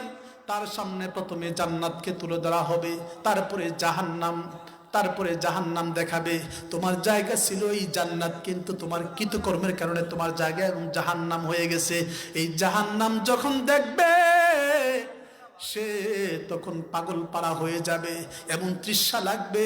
তাফসীরকারগণ বলেন, পৃথিবীর সমস্ত সাগরের পানিগুলো তাকে খাওয়ানো হয়, তারপরও তার তৃষ্ণা মিটবে না। এত কষ্ট তাকে দেওয়া হবে। জীবন্ত একটা জীবের শরীর থেকে যদি কেউ চামড়া ছিঁড়ে ছিঁড়ে ফেলা হয়, আর যদি ওখানে লবণ মরিচ লাগিয়ে দেওয়া হয়, তারপরও যে কষ্ট হবে, তার চাইতে 1000 গুণ বেশি কষ্ট দিয়ে যে ব্যক্তি পাপিষ্ট মানুষের জান কবজ করা হবে। আমার বাবার, এইটা কোনো অমুসলিমের কথা বলছি না, মুসলমানদের কথা বলছি। ওখান থেকে তাকে যখন মৃত্যুবরণ হয়ে যাবে, তার খাটি আনা হবে, তাকে যখন গোসল দেওয়া হবে, সে প্রচন্ড কান্নাকাটি করতে হবে। খুব তাড়াতাড়ি আমি কথাগুলি বলছি, মূল আলোচনা আমাকে ঢুকতে হবে, হাসর এখনো বাকি আছে। অল্প কথা বলে আমি আমার আলোচনা শেষ করব। সকলের মনোযোগ চাই, কারণ আমি মনে করি গ্রামের মানুষ অত্যন্ত ব্রেনি মানুষ। আক্রমে ইশারা, বেকলমে টুসারা, আপনারা সব খান অরিজিন জিনিস। গ্রামের শাকসবজি খান, গ্রামের তরুতাজা খান, গ্রামের ফলপুন খান, গ্রামের একবারে তাজা মুরগ খান। আমি খাই সব মেডিসিন আর ফরমালিন। সুতরাং আমার চেয়ে আপনারা বেশি বুঝুন, এটা আমি বুঝি। ওই ব্যক্তিকে যখন মৃত্যু এত কষ্ট করে দেওয়া হবে, খবরে যখন তাকে যখন দেওয়া হবে, ওই ব্যক্তিকে যখন 4 জন মানুষ কাঁধে করে নিয়ে যখন যাবে, তখন মনে করবে এই লোকগুলি মনে হয় আমার। বাড়ি থেকে যখন বের হয়ে যাবে, সম্পদ তার সাথে সাথে ট্রান্সফার হয়ে যাবে। ব্যাংকের ব্যালেন্স বলেন, আপনার জমি বলেন, সম্পদ বলেন, ক্ষমতা বলেন, সাথে সাথে ট্রান্সফার হয়ে গেল। কিছু মানুষ আপনাকে দাফন করে যখন আপনাকে কবরস্থানে নিয়ে যাবে, মনে করবেন এই মানুষগুলি হয়তো আমার প্রিয় মানুষ। ওখান থেকে 3 জন যখন কবরে নেমে যায়, মনে করবে এই 3 জন হয়তো আমার সাথে থাকবে। ওখানে তাকে যখন কবরস্থ করা হবে, বাঁশের চাটাই দিয়ে যখন মাটি দেওয়া হবে, 1 জন যখন উঠে যাবে, 2 জন যখন উঠে যাবে, চিল্লানি দিবে যে তোমরা আমার সাথে কি থাকবা না? ওখান থেকে 3 জন যখন বের হয়ে যাবে, দাফন কাফন হয়ে যাবে, চিল্লানি থাকবে, কাঁদতে থাকবে। ওই লোকগুলি যখন বের হয়ে আসবে, তারা হাত তুলে 40 কদম পেরোতে পারবে না। 2 জন ফেরেশতা এসে উপস্থিত হয়ে যাবে। ওই ফেরেশতা এসে এখানে বুখারী মুসলিমের ভিতরে একটা প্রশ্ন আসছে, সমস্ত হাদিস গ্রন্থের ভিতরে 3টা প্রশ্ন আসছে। প্রথম একটা প্রশ্ন বুখারীতে আসছে, যে প্রশ্নটা করা হবে, মা হাদা রাজুলুল্লাযী মা তাকুলু হাদা রাজুলুল্লাযী বুইসা ফীকুম। আল্লাহ নবীকে সামনে উপস্থাপন করা হবে, আর জিজ্ঞাসা করবে, মা তাকুলু হাদা রাজুলুল্লাযী বুইসা ফীকুম। এই যে মহান ব্যক্তি তোমার সামনে আছে, ওই ব্যক্তি সম্পর্কে তোমার কি ধারণা ছিল? দুনিয়াতে তার সম্পর্কে তুমি কি বলতা? একটা প্রশ্ন আসছে বুখারীতে, আর সকল হাদিস গ্রন্থে 3টা আসছে, যে মা রাব্বুকা ওয়া মা দীনুকা। কিন্তু বুখারীতে প্রশ্ন কয়টা? একটাই। এই একটা পারলেই এনাফ। কিন্তু যে সকল মানুষ রাসূলকে বিশ্বাস করে নাই, রাসূলের আদর্শ বিশ্বাস করে নাই, রাসূল খাতামুন নবিয়্যিন মানে নাই, রাসূলকে শাফিউল মুজদাবিন মানে নাই, ওই সকল লোক ওই দিন বলবে, হায় না আদ্রি, আমি জানি না কে উনি, কে উনি, কে উনি, কে উনি। তখনই দেখা যাবে তার কবরের 2 পাশের মাটিগুলি তাকে যখন চাপ দিবে, তার এক পাশের হাড় অন্য পাশে ঢুকে যাবে। এত জোরে চিৎকার দিবে, নবীজি বলেন ওই চিৎকারে দুনিয়ার মানুষ শুনতে পায় না। যে দুনিয়ার মানুষ শুনতে পেত, মানুষ আর জিন শুনতে পাইলে মানুষ আর জিন দুনিয়াতে আর বসবাস করতে পারত না। তবে পশু পাখিরা শুনতে পায়। মাঝে মাঝে দেখবেন কবরস্থানে অনেক সময় দেখা যায় কবরস্থানের পাশে গরু থাকলে, ছাগল থাকলে, ভেড়া থাকলে, মহিষ থাকলে অনেক সময় দেখা যায় এরা দড়ি ছিঁড়ে দৌড় মারে, কারণ ওরা দেখতে পায়, ওরা সহ্য করতে পারে না। কিন্তু মানুষ আর জিনকে আল্লাহ সেটা দেখার সুযোগ আল্লাহ করে দেন নাই। আমার বাবারা, অসংখ্য হাদিসে এক এক রকম কথা আছে। অন্য হাদিসের ভিতরে এসেছে কবরের মধ্যে একজন ফেরেশতা আসবে, যেই ফেরেশতার চোখ থাকবে নীলবর্ণ বিশিষ্ট। এই ফেরেশতা কানে চোখ শুনবে না, চোখে দেখবে না। বিশাল বড় ফেরেশতা একটা গুরুজ নিয়ে আসবে। ওই ফেরেশতা এসে এত জোরে জোরে আঘাত করবে, সে চিৎকার করতে থাকবে, দুনিয়ার কোনো মানুষ শুনবে না, তার চিৎকার শোনার মতো কোনো মানুষ থাকবে না। এত জোরে জোরে আঘাত করবে, এক একটা বাড়ির সঙ্গে সঙ্গে 70,000 ফিট নিচে চলে যাবে, আবার সেখান থেকে বের করে আনা হবে, আবার আঘাত করা হবে। এইভাবে কিয়ামত পর্যন্ত তার শাস্তি চলতে থাকবে। নবীজি বলেন, সর্বশেষ যেই ব্যক্তি মৃত্যুবরণ করবে, ওই ব্যক্তিটা কবরে কমপক্ষে 40,000 বৎসর অবস্থান করবে। আর যাদের উপর কিয়ামত হবে, এই লোকগুলা পৃথিবীতে সবচাইতে নিকৃষ্টতম লোক হবে। এদের মতো আযাব আল্লাহ তাআলা আর কোন সৃষ্টিকে দিবেন না। কিয়ামতের কথা আজকে বলার সময় নাই, আমি চলে যাচ্ছি। এই যে কবরস্থ হয়ে গেল, সবার মৃত্যু হয়ে গেল, ওখান থেকে কিয়ামত হবে। কিয়ামতের আলোচনা আমার বিষয় না, কারণ আলোচনা এক লম্বা বিষয়। সেখান থেকে কিয়ামত হয়ে যাবে। ইসরাফিল আলাইহিমুস সালাম, একবার দুইবার নয়, ইসরাফিল আলাইহিমুস সালাম তিনবার সিংহায় ফুৎকার দিবেন। প্রথম ফুৎকারে কিয়ামত সংগঠিত হয়ে যাবে। এরপরের ফুৎকার, সর্বশেষ যেই ফুৎকার দিবেন, ওই ফুৎকারে কবর যখন কিয়ামত কায়েম হয়ে যাবে, কিয়ামতের পরে সর্বশেষ যে ফুৎকার দিবেন, আল্লাহ তাআলা বলেন, ইন্না ইয়াউমাল ফাসলি কানা মিকাতা। সূরা নাবার ভিতরে আল্লাহ তাআলা বলেন, ইন্না নিশ্চয় ইয়াউমাল ফাসলি, বিচারের দিন, ফয়সালার দিন, মিকাতা, নির্দিষ্ট রয়েছে। ইন্না ইয়াউমাল ফাসলি কানা মিকাতা। বান্দারে, বিচারের দিন, ফয়সালার দিন, হাসরের ময়দান দিন নির্দিষ্ট রয়েছে। সঠিক সময় হাসরের ময়দান কায়েম হয়ে যাবে। আল্লাহ তাআলা বলেন, বান্দা, ইয়াউমা ইউনফাখু ফিস সূরি ফাতাতুনা আফওয়াজা।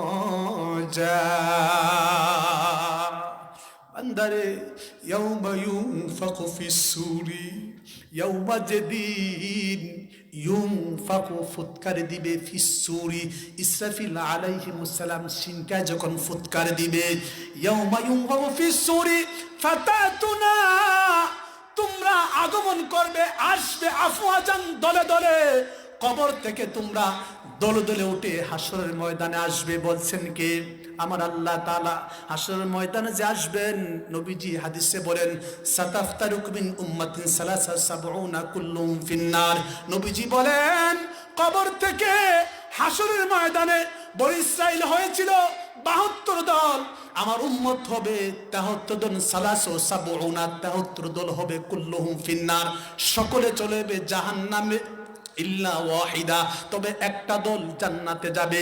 ওই যে একটা দল, রাসূলকে প্রশ্ন করল, নবীজি, কালু মা হিয়া রাসূলুল্লাহি সাল্লাল্লাহু আলাইহি ওয়াসাল্লাম, নবী গো, ওই দলটা কারা যারা জান্নাতে যাবে?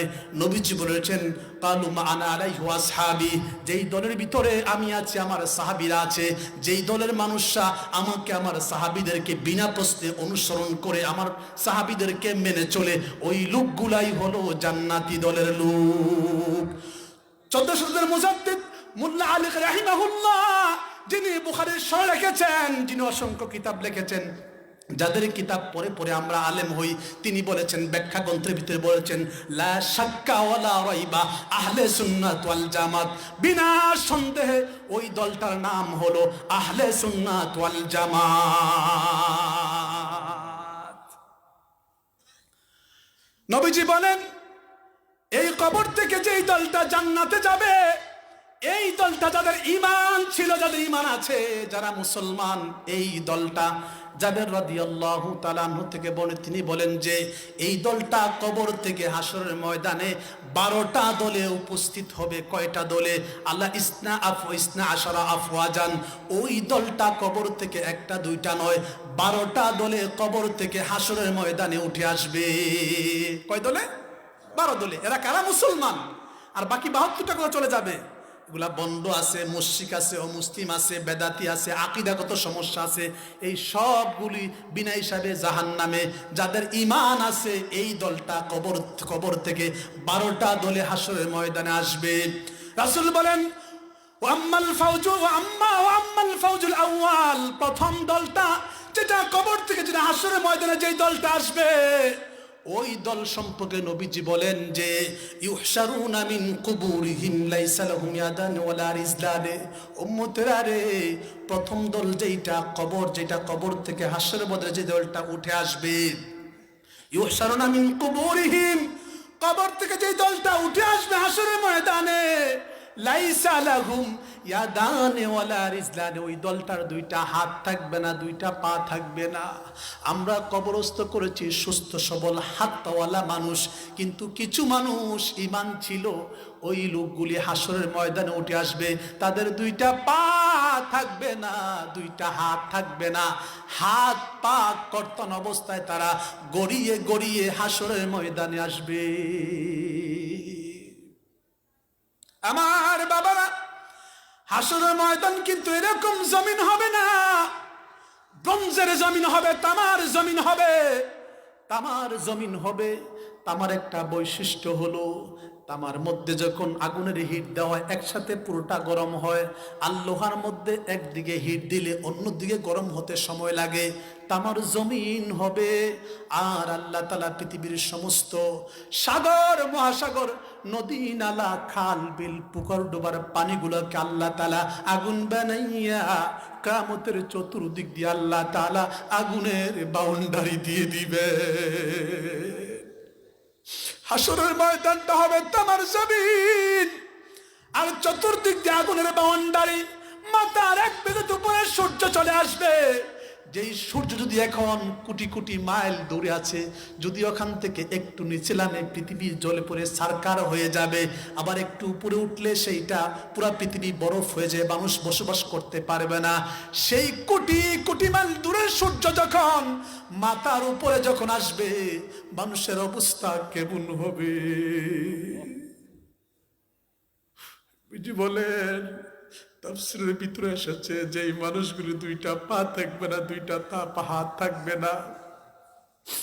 এই মানুষগুলি হাসরের ময়দানে গড়িয়ে গড়িয়ে যখন আসবে, এই যে আজকে আখতারউদ্দিন ভাইয়ের ঘরে খেলাম, 8-10 পদের পাক করেছে, মাছ বাজি করেছে, বোনা করেছে। মাছটা কড়াইয়ের ভিতরে যখন বাজি করে, আর যখন চামচ দিয়ে যখন এটাকে জাতা মেরে তখন সেট সেট করে উঠে, মাছটা বড় শক্ত ভাজা হয়। কিয়ামতের ময়দানে যেই মানুষগুলি 2টা হাত থাকবে না, 2টা পা থাকবে না, ওই মানুষগুলি গড়ে গড়ে হাসরের ময়দানে আসবে। আর অন্য মানুষের পায়ের পাড়া যখন খাবে, পুরো শরীরটা চলে চলে ছারখার হয়ে যাবে। আল্লাহ বলেন লা ইয়ামুতু ফিহা ওয়ালা ইয়াহইয়া। বান্দারে, এত কঠিন আযাবের ভিতরেও, এত কঠিন অবস্থার ভিতরেও সেখানে তোমাদের মৃত্যু হবে না, তোমরা বেঁচে থাকবে না। লা ইয়ামুতু ফিহা ওয়ালা ইয়াহইয়া। তোমাদের অবস্থা হবে মুমূর্ষ অবস্থার মতো, মরবেও না, বাঁচবে না। এই কঠিন অবস্থার ভিতরে মানুষগুলি আসমান ফাটা চিৎকার করতে থাকবে, কেউ কোনো কথা বলবে না। এদের চিৎকারে হাসরের ময়দানে মানুষগুলো অতিষ্ঠ হয়ে যাবে। আল্লাহ তাআলা তখন ডেকে ডেকে বলবেন, ফায়ুনাদি মুনাদি বিল খিবালির রহমান। আল্লাহ বলবেন হাসরবাসীরা রে, এই লোকগুলাকে তোমরা চিরলি, এরা কারা? এদের পরিচয় কি? এদের কান্নার কারণে, এদের চিল্লানির কারণে হাসরের ময়দানে মানুষগুলো অতিষ্ঠ হয়ে গেছে, কেউ কোনো কথা বলবে না। আল্লাহ বলবেন হাউলাইল্লাযিনা ইউযুনাল জিরান ইউযুনাল খালক, এই লোকগুলি ওই লোক, যেই লোকগুলি তাদের প্রতিবেদীর সাথে, সৃষ্টির সাথে, মানুষের সাথে, আল্লাহর সৃষ্টি যারা ভালো ব্যবহার করতো না, এরা এই সকল লোক। এরা মাতু আলাম ইয়াতুবু, এরা তওবা করে না, এরা মৃত্যুবরণ করেছে। মাতিরুহু মিনাল জাহান্নাম নাসিরুহু মিনাল জাহান্নাম, তাদেরকে সরাসরি জাহান্নামে পাঠিয়ে দাও। আমার বাবার, আমার আল্লাহ তাআলা এই জন্য বলেছেন ওয়াবতাগি ফিমা দারাল আখিরাতা ওয়ালা তানসা নাসিবাকা। বান্দারে, ওয়াবতাগি ফিমা আতাকাল্লাহু দারুল আখিরা, বান্দারে তোমাকে দুনিয়াতে আমি যত সম্পদ দিয়েছি, যা কিছু দিয়েছি, তোমার ছেলে মেয়ে, ব্যবসা বাণিজ্য, বাড়ি গাড়ি, যত কিছু দিয়েছি, তোমার ক্ষমতা, সব কিছু তুমি ইনভেস্ট করবা, তুমি ব্যয় করবা পরকালের জান্নাতের জন্য। সাবধান, পরকাল খুঁজতে গিয়ে আবার বৈরাগ্য অর্জন করা যাবে না।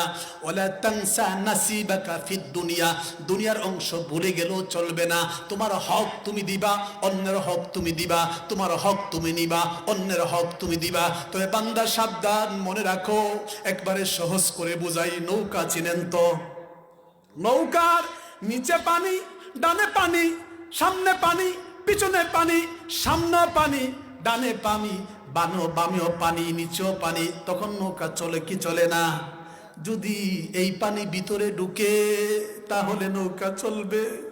চলবে না। আল্লাহ বলেন বান্দারে, দুনিয়ার সব কিছুর উপরে তুমি থাকবা, তোমার নিচে দুনিয়া, তোমার ডাইনে দুনিয়া, বামে দুনিয়া, সামনে দুনিয়া, পিছনে দুনিয়া, দুনিয়া দুনিয়া দুনিয়া দুনিয়া, চতুর্দিক দিয়ে দুনিয়া দুনিয়া থাকবে।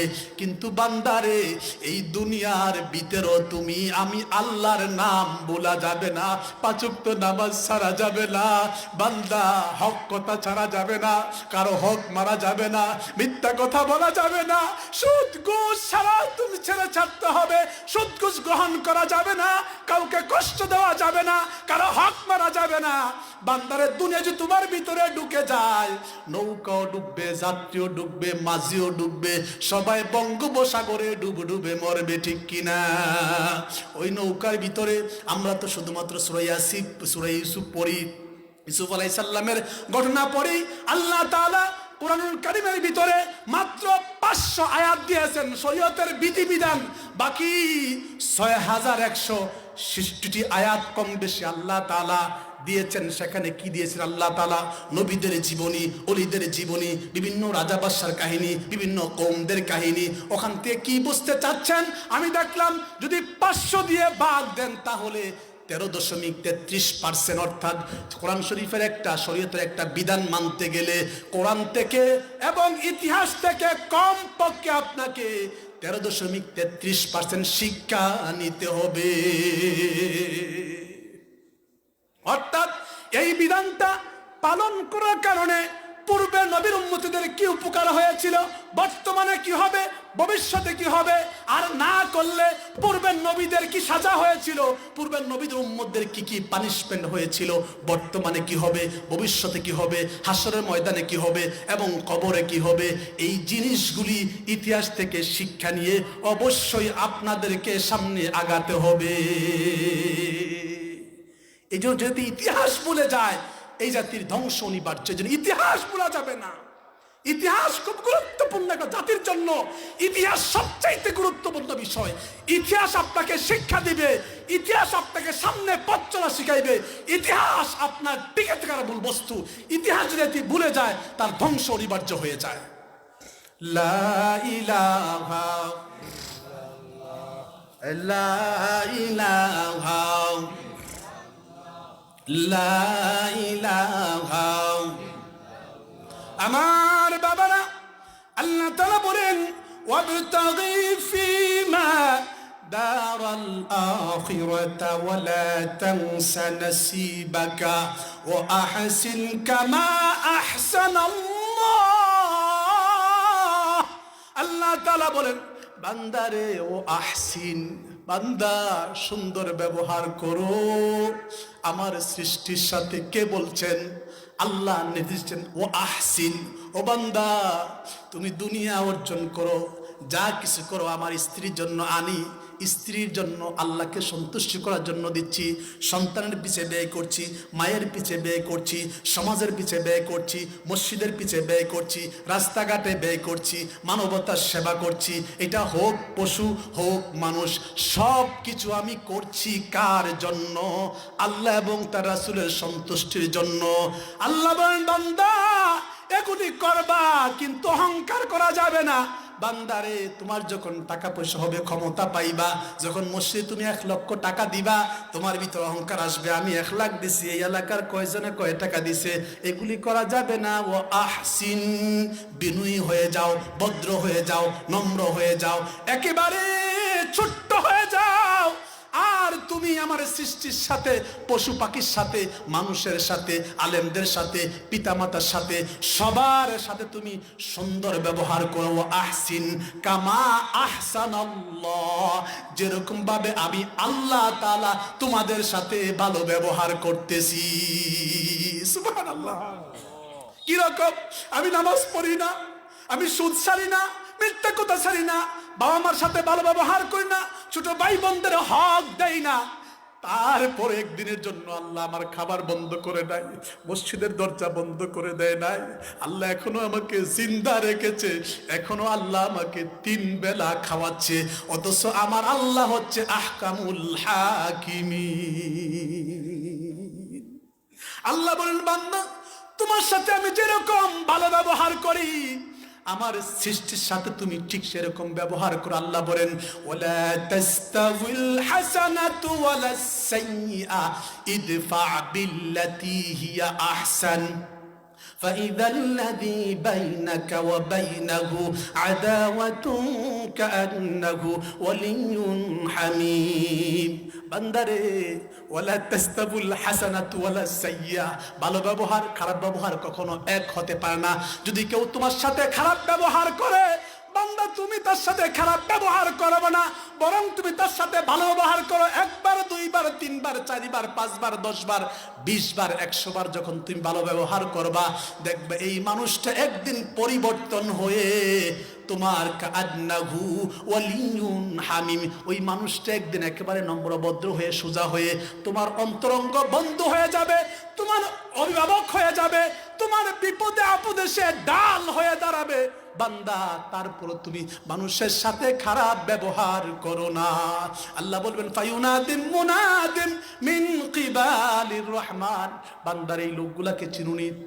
এই লোকগুলা ওই লোকগুলা যেই লোকগুলি দুনিয়াতে মানুষের সাথে খারাপ ব্যবহার করত, মানুষের হক দিত না। আমার দোকানে কাজ করে, আমার প্রতিষ্ঠানে কাজ করে, আমার বাড়িতে কাজ করে, ঠিক করে তার মাসিক বেতন দেই না, তার মজুরি দেই না, তার পারিশ্রমিক দেই না, তাকে আমি কষ্ট দেই, ভালো করে ছুটি দেই না। আমার আন্ডারে কাজ করার কারণে, আমি প্রিন্সিপাল হওয়ার কারণে তার সুখ দুঃখ আমি দেখি না, তার সাথে আমি খারাপ ব্যবহার করি। বিশেষ করে বহু মানুষ বিদেশের বাড়িতে যায়।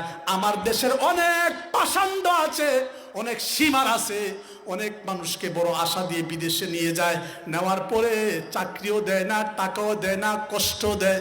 এবং বহু লোক এমন আছে, তাকে বিভিন্ন দেশে নিয়ে যাবে, ইটালি নিয়ে যাবে, কানাডা নিয়ে যাবে, ফ্রান্স নিয়ে যাবে বলে তাকে বিভিন্ন পথে নিয়ে আটকিয়ে বিভিন্ন রকম টাকা তার কাছ থেকে সে উদ্ধার করে তাকে মেরেও ফেলে। এরকম আল্লাহর বান্দা আছে কি আছে না?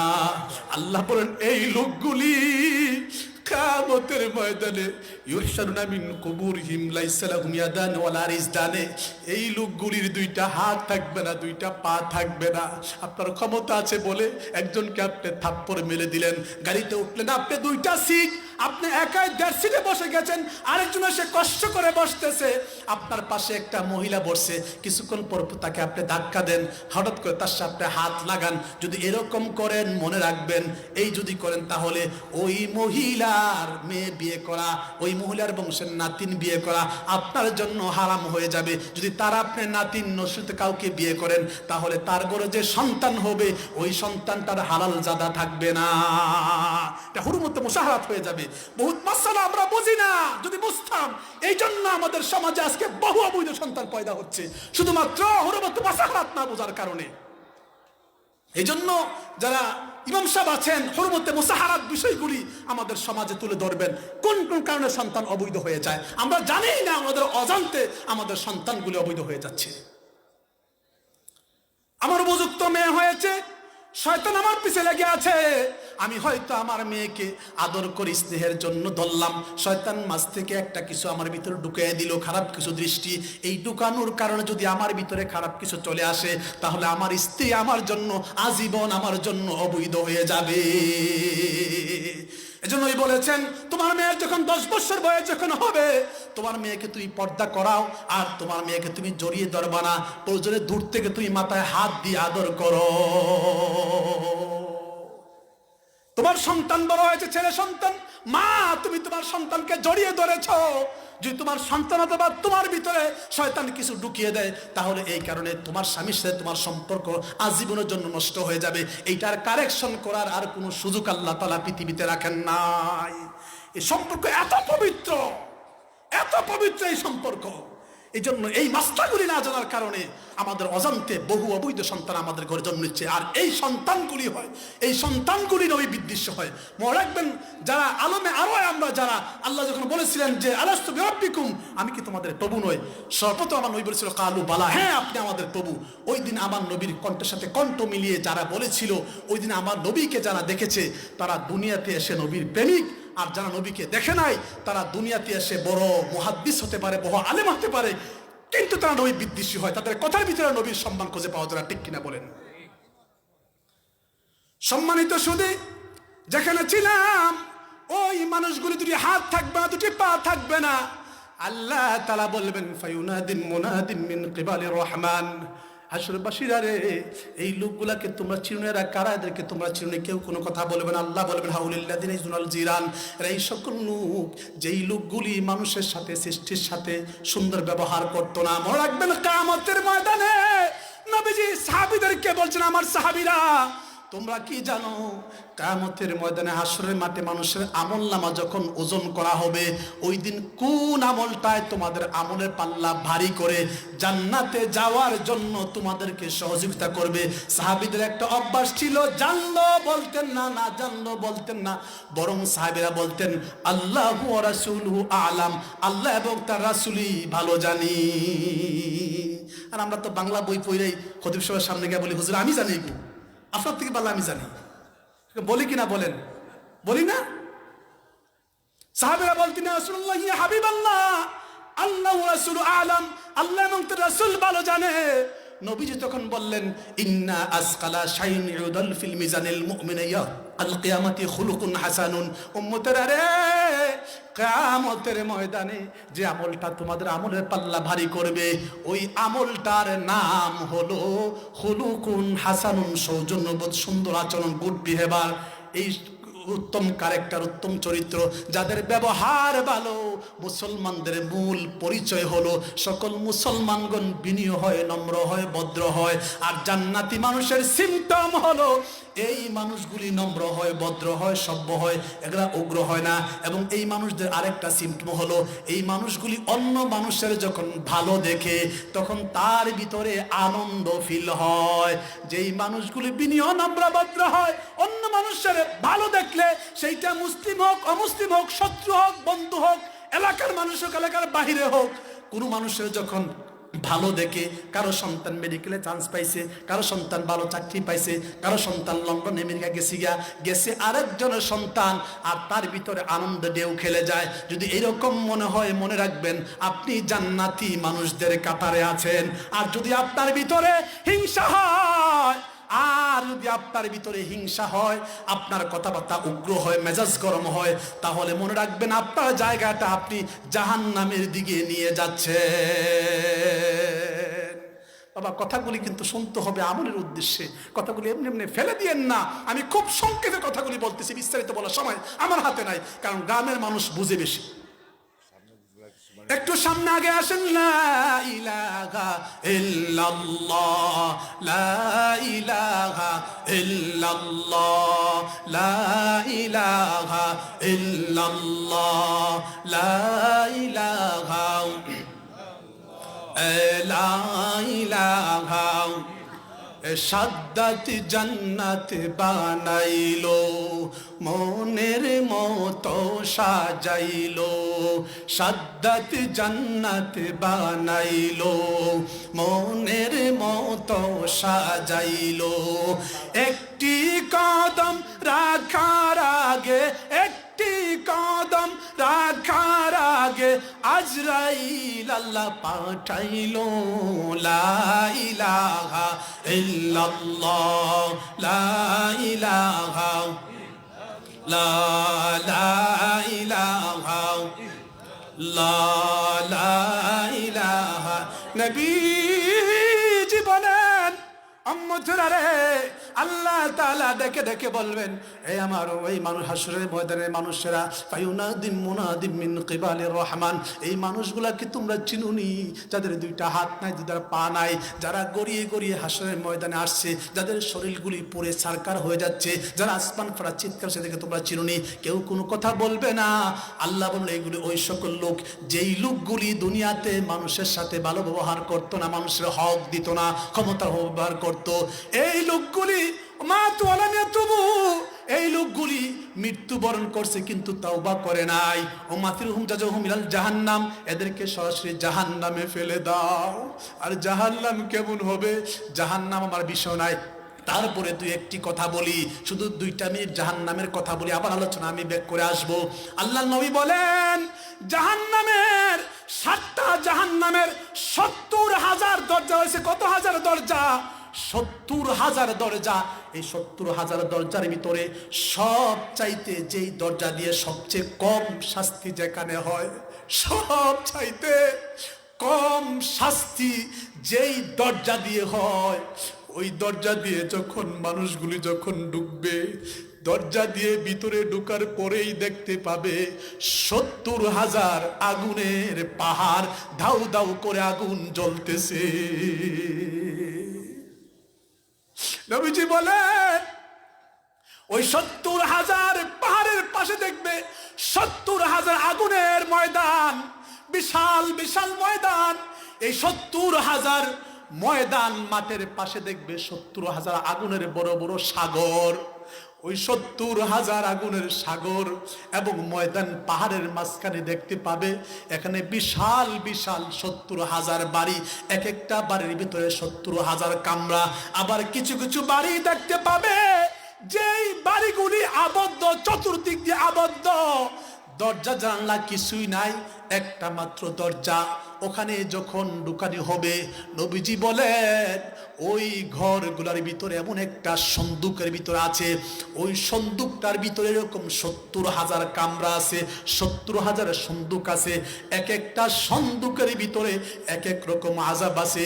যেমন আগুনে পুড়ে মরলে একরকম কষ্ট, পানিতে ডুবে মরলে একরকম কষ্ট, আর উপর থেকে লাফ দিয়ে পড়লে একরকম কষ্ট, অ্যাক্সিডেন্ট করে মরলে একরকম কষ্ট, এবং দেখবেন যদি কারেন্টে শক খেয়ে এমন একরকম শাস্তি, ফাঁসি দিয়ে মরলে একরকম কষ্ট, এক একটা একরকম কষ্ট। নবীজি বলেন, উম্মতেরা রে, ওখানে 1-2 প্রকারের নয়, 70,000 প্রকারের আযাব দেওয়া হবে। একটা আযাবের সাথে আরেকটা আযাবের কোনো মিল নাই। যেমন বিশেষ করে যেই সকল ছেলে মেয়েরা, যেই সকল মা বোনরা ঘরে স্ত্রী থাকার পরেও তুমি অন্য পুরুষের সাথে পরকিয়া করো, যে সকল পুরুষ ঘরে স্ত্রী থাকার পরও অন্য নারীর সাথে পরকীয়া করো, যে সকল যুবকরা অন্য নারীর দিকে কুদৃষ্টি দাও, তোমাদের দৃষ্টি আকর্ষণ করি, কিয়ামতের ময়দানে তোমার সাথে একজন আগুনের মহিলা আলিঙ্গন করবে। শুধু তাই নয়, তোমাকে এমন একটা দরজা দিয়ে ঢুকানো হবে, ওখানে ঢুকার পরে সেখানে এমন কিছু প্রাণী থাকবে, নবীজি মেরাজ রাতে গিয়ে দেখেছেন ওই প্রাণীগুলোর পুরা শরীরে বিশাল বসল কাঁটা রয়েছে, এবং তোমাকে ওখানে যখন দৌড়াদৌড়ি করবে এই প্রাণীগুলির কাঁটাগুলি তোমার ভিতরে আগুন করে তোমার ভিতরে ঢুকে যাবে। তোমরা দেখেছো নিশ্চয়ই দোকানে যে গ্রিল করা হয় মুরগের, এরকম ভাবে তোমাদেরকে গ্রিল করা হবে।